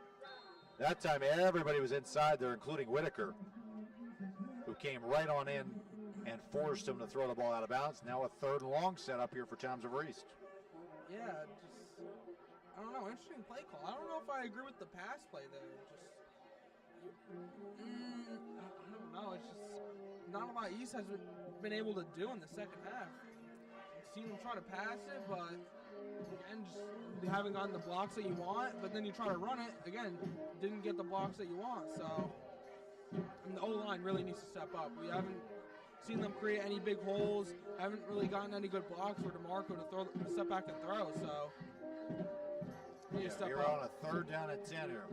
We get the end around, handoff Singleton, and everybody from Asbury Park was coming on that one. That was quite a block party there. They got 6, 7, 8 guys on their front line, and they are coming right at them downhill. Lost on the play, 4th down East. Yeah, he's been running that same play all night. It worked the first time, but ever since that, they adjusted to it, so it just hasn't worked. And the offensive line just didn't step up there. There was no blocks.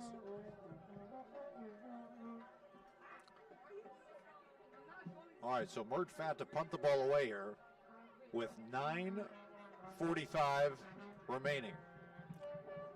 Good punt. Angling it away towards the sideline. It takes a sideways bounce at around the 35-yard line. That was definitely one of the better punts we've seen Mert have so far this year. So now all of a sudden here, we saw Asbury Park come in. They were a little shaky early on in this game.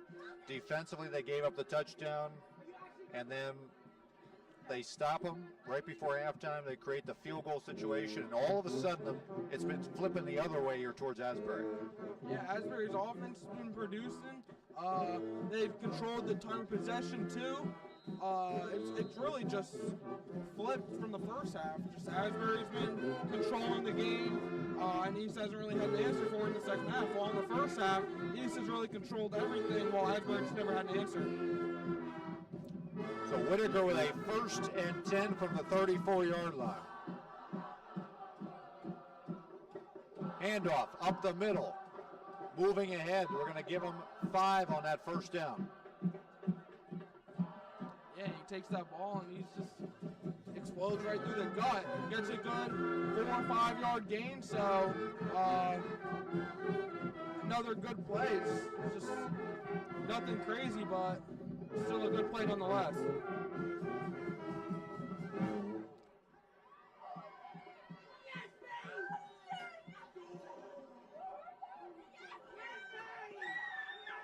Second down here for the Blue Bishops. Another handoff right side. This time Thompson Reese closer to it, as that'll be a minimal gain of about 2.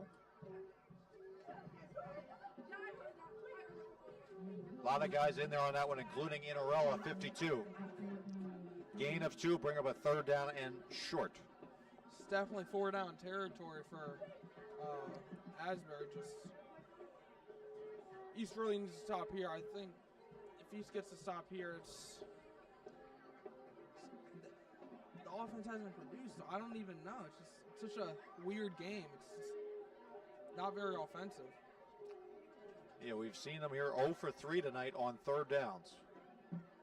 Let's see if they can get one here in crunch time. They've got a bit of a trip set up to the top side of your screen. They're going to hand it off again right side. First down and more by the running back. As he gets across the 45-yard line, they'll mark him at the 46. Gain of 5. And the chains move again for Asbury Park. Yeah, they have to just stop with the bad defense. The defense needs to start producing, start playing good. Just stop this Asbury Park offense, which they haven't really been able to do since the second half started. First and 10, 46-yard line, Blue Bishops.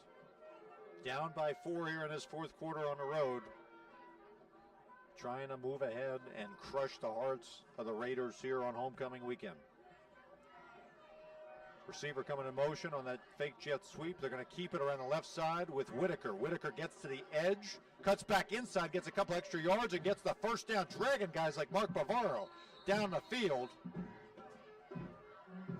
And so you see that you thought you had him after 5, and he ends up getting closer to 15. Looks like he's showing, after watching all those North games last year, he looks like Michael Ford. He's just so quick and elusive, always fighting for the yards too. So he's not just, he could have easily just ran out there, took the good gain, but he got back inside and still fought and got the first down and more. So first and 10 at the East 42-yard line as we come up on the 7:20 mark in the fourth quarter.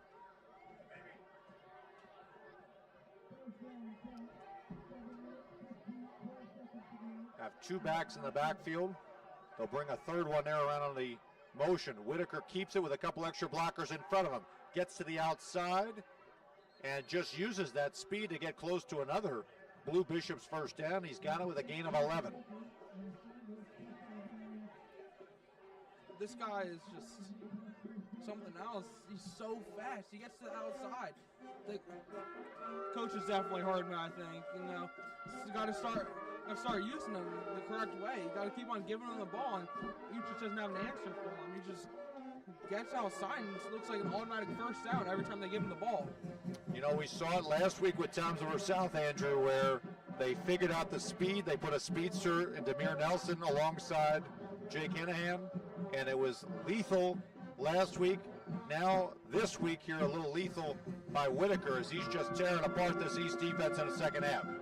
They spell him with a run up the middle. This time East does a much better job of containing the run. Gain of about a yard. Yeah, good stop there. Just, got a good yard. Just never let him really get past the line of scrimmage. Just got him down and he fell forward. So just a really good play defensively there by filling the gap.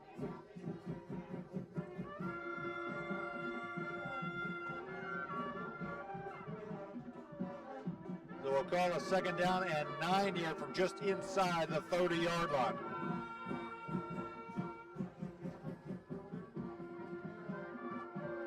Whitaker calling out signals. He's going to hand it off. We'll call it Macy around the right side. And he's got the first down. And more balls out, though. Let's see. Is it East football? Let's see. East is saying he's got it. East comes out with the ball. What are they going to rule there? They rule it East football. That's huge. That's a complete game changer for Tom DeVries. That is huge. All the players run off the field, all hyped up. It's got a new sense of energy. Just that's huge. Tom DeVries they're in a good position now. You know what? At first glance, I'm going to agree with our director, Chip Phillips, who's upstairs. I thought he had stepped out of bounds.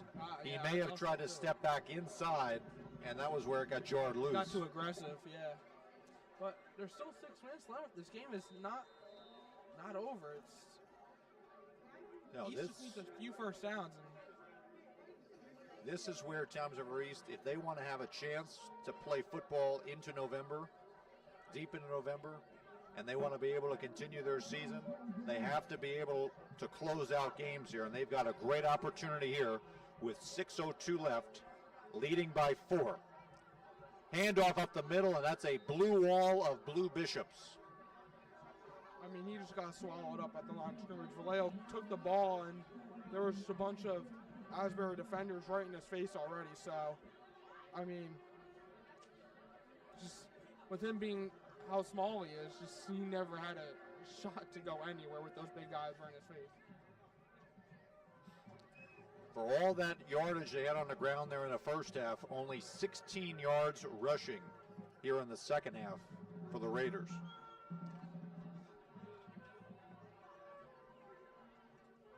They still have it listed as a 2nd and 10. We'll call it a 2nd and maybe 10 and a half. Handoff, left side, and whoa, throwing backwards. Hello. Christian Vallejo looked like he was going at Six Flags on a ride there. He got taken for a bit of a thing there. I don't know. I think the Asbury defenders got football mixed up with WWE. I mean, he just like slammed him. That was a little too aggressive. And Vallejo is now down on the close side of the field. He's been taking some punishing hits so far this season. We saw him get hit really bad against North, send his helmet flying, and now that. I mean, he's so small and light. That's just so easy to throw him around. Think about it too. Seibert went down earlier in the second half. Yeah, so who do you replace? Vallejo is down right now. Hopefully, he's okay. He can bounce back. But that was a really rough, aggressive play. That was scary. I've never seen someone get thrown around like that on a football field. As you see Coach Sandberg in that huddle, he's trying to fire up that team, get a little impassioned here. We got 4:51 left.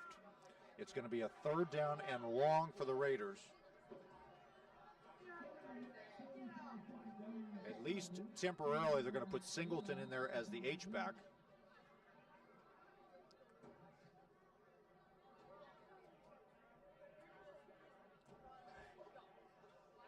Mert Fatt there as a blocking back alongside 13 Colin Cummings as DeMarco comes in off the sideline late with the play. Again, they have to make it up to the East 31-yard line to move the chains. They'll keep the ball on the ground here. They give it to Singleton up the middle, and he keeps going. He churned a lot of yardage there late as he gets up close to the 30-yard line.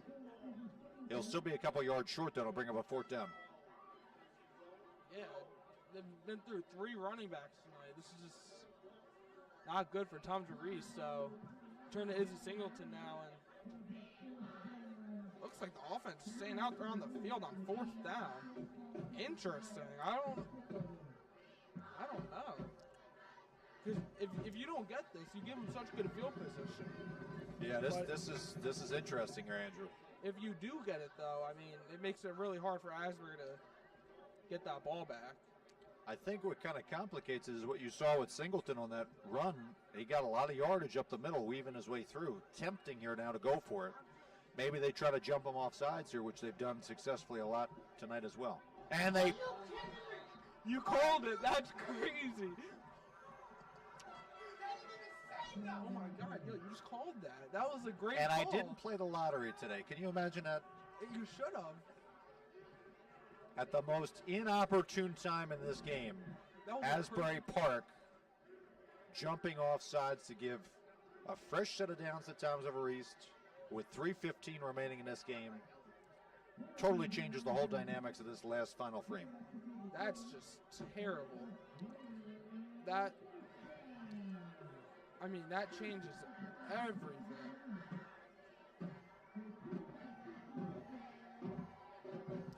So that was a little bit odd, too. We just saw somebody run back as almost it was going to be 4th down.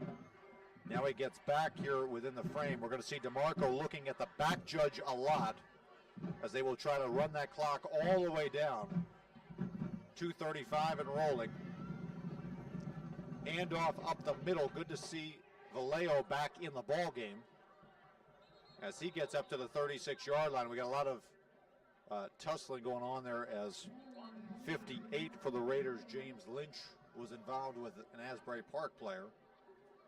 We will get a timeout by Asbury Park. That's their first of this second half here at the 2:19 mark.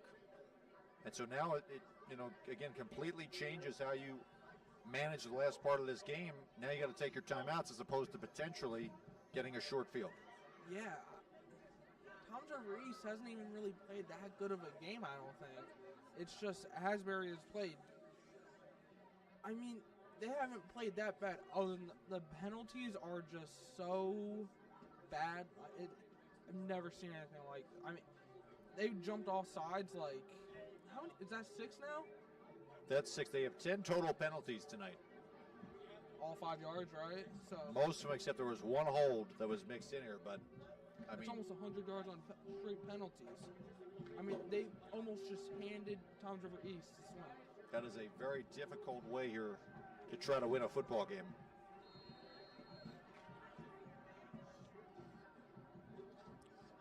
As now coming out of that first Asbury Park timeout, it'll be a 2nd down and 6 for the Raiders. They've got Vallejo in the backfield, Mert Fat as a blocking back. They give the ball to Vallejo. Vallejo gets the first down. Up to the 45. Vallejo came back in the game and got that first down. It's like another timeout with Asbury. I'm going to say, is that the run that seals the deal for the Raiders?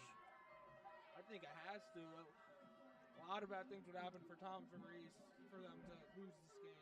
So I don't see any realistic possibilities where Tom Reese loses this game. It could be jinxing it. I'm going to say you never know around these parts here.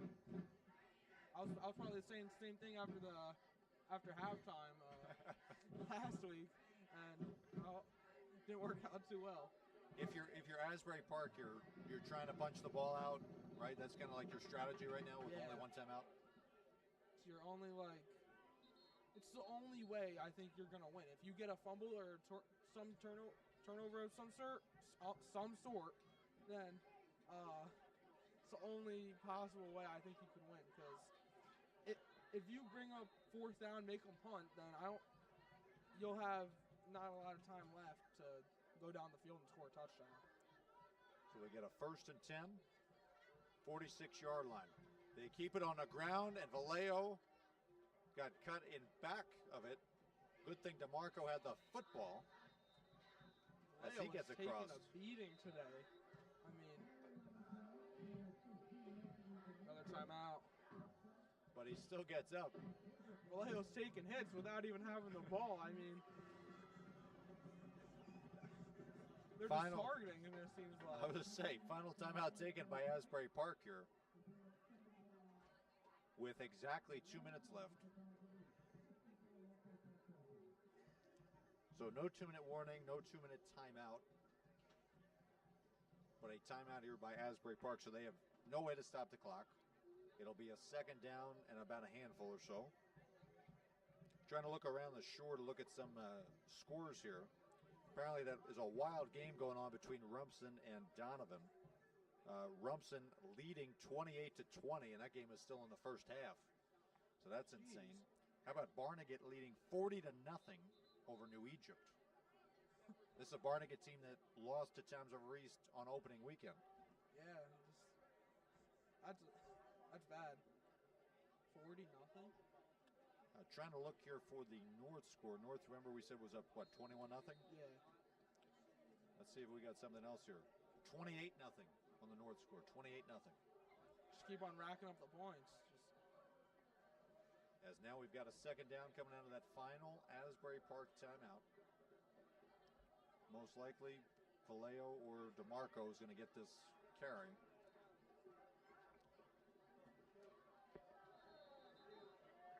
That might just be game.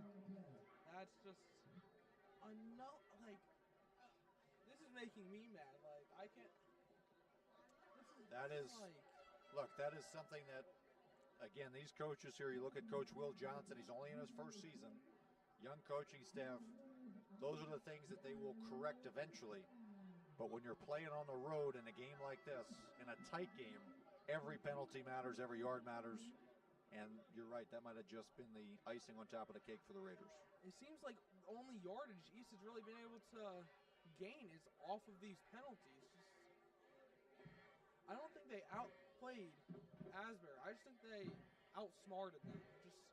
Just really bad gameplay by Asbury.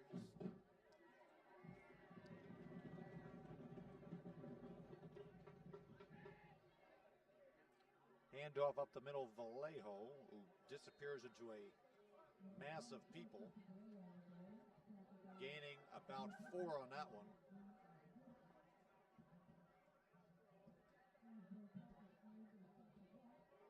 Andrew, just doing a quick scratch of the yardage here right now.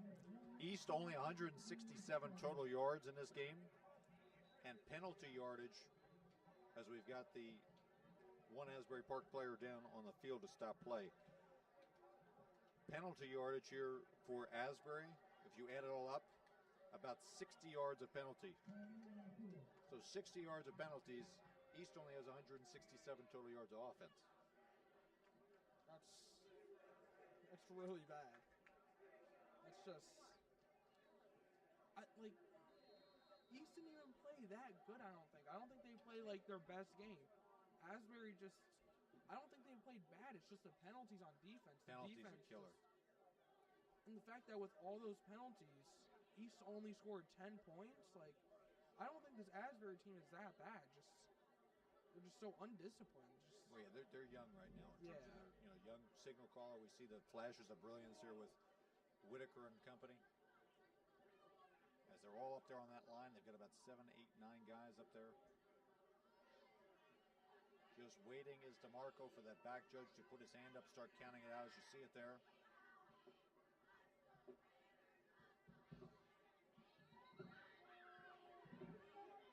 And we'll get a timeout, Toms River East. So they're going to take all that time off the clock. 47 seconds remain. Conceivably, they just have to hold on to the ball for one more play. Yeah. Does Asbury still have another timeout?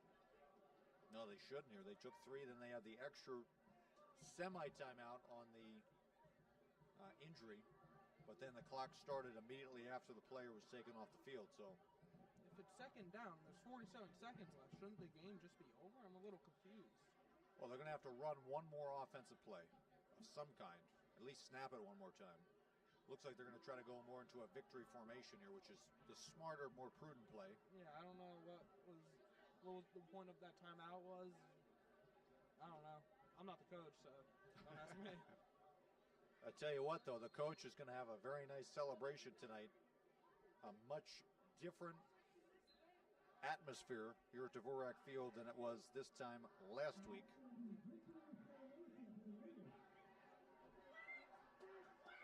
Yeah, East was very hungry for a win on a 6-week drought, but as we see this here, as Toms River East, they'll let the final 30 seconds or so just kind of run out. You see the exuberant Raiders run off the field.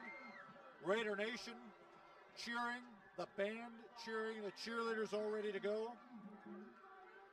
As the Toms River East Raiders, who we saw last week walk off this field miserable, come back tonight, they right their ship, and they keep their playoff hopes alive with a 10-6 victory over the Asbury Park Blue Bishops. Andrew, Cue the band. Oh my God, this band has been playing all night. I couldn't even hear what you were saying before half the time. I was just making things up. It's a good night here in east side of Toms River. Just finally gonna win, move up to 2-6. Still not a great record, but they're keeping the playoff hopes alive still. Keeping them alive here, and we'll have to see how that can all plays out based upon the rest of the South Jersey Group 4 bracket. We know Toms River South here is not having as good a fortune tonight as they had last week. They're going to lose to Brick Memorial. They still have something to play for next week against Central on the road. And we talked about Toms River North again, dominating again against Southern. When you see North do well and you see South do well, it's easy to lose track of East. This was a huge win for the program of Kyle Sandberg. Yeah, not gonna lie, Coach Sandberg might have been on the chopping block. Just not a good past few seasons, but it's a big win, keeping the playoff hopes alive. Still have a chance at a decent, good season. So I think if they could still end up having a good season, then I think he'll keep his job. Exactly. Now, if you're Asbury Park, right, first-year coach Will Johnson, this is a guy who knows the program very well. He was a quarterback on a two-time state title run back in the early 2000s. He knows a lot of these players. He's trained a lot of these players even before being a coach. What do you learn from a game like this? I don't know. Just this band was still playing. I couldn't even hear him, to be honest. Well, the lessons here, if you're talking about a young team here, they've got a great quarterback here of the future in Whitaker. Yeah. So then it's about amassing all those things and limiting, those mistakes here that they made, especially those penalties. Yeah, if you could limit those mistakes, I think they would have. I think winning this game would have been so easy. I don't even think the score would have been like that close. Just they let Toms River East just drive down on them, just like allowing penalties. So just a really undisciplined team here in Asbury. Yeah, but those are things here that, again, as Johnson continues to build his program, we saw that Coach Sandberg had a rough early stretch. Now starting to get something back here on the east side of town, and so Coach Johnson will experience those early growing pains as well here. So, any final thoughts here? Happy to see my school finally get a win after 6 weeks. Bad drought, but Victory Monday is going to be good next week. Well, a great homecoming weekend win here for the Raiders as they win here tonight. They improved to 2-6. They're going to play next week against the Lacey Lions on this field. Blue Bishops here, they face another difficult road test next week against a top 5 Shore Conference team in Shore Regional. Our next game here at TR Schools TV, our game of the week, is slated right now to be over on the north side of town as the Griffins of Donovan Catholic take on the Mariners of Toms River North. Any initial thoughts about that game? Should be a good game. Two pretty good teams. Toms River North, obviously, the better teams in New Jersey, obviously. Donovan not a bad season. Start off slow, but still a good team, I think. You got it. We're looking forward to that game. We also want to thank here before we leave here from Dvorak Field, we want to thank our student production crew. We've got Aaron Palmer, who's been doing a great job. He was on camera for a little bit. He's on the graphics here tonight on the laptops. We've got a couple other members here in the booth as well who are supporting in spirit. Of course, we always love our director, Chip Phillips, who's put this whole thing together and, again, continues to do a fantastic job with all these kids. Again, one last time, your final score here on homecoming weekend from Dvorak Field. Toms River East getting back in the win column as they bring home the victory 10-6 over Asbury Park. For our director, Chip Phillips, for Aaron, for my broadcast partner, Andrew, and everybody else here at TR Schools TV, I'm Casey Kinnerkowski saying so long from Toms River High School East. Hope you have an incredible weekend, and we'll see you back here next time here on the TR Schools TV Game of the Week presented by the TREA. Good night.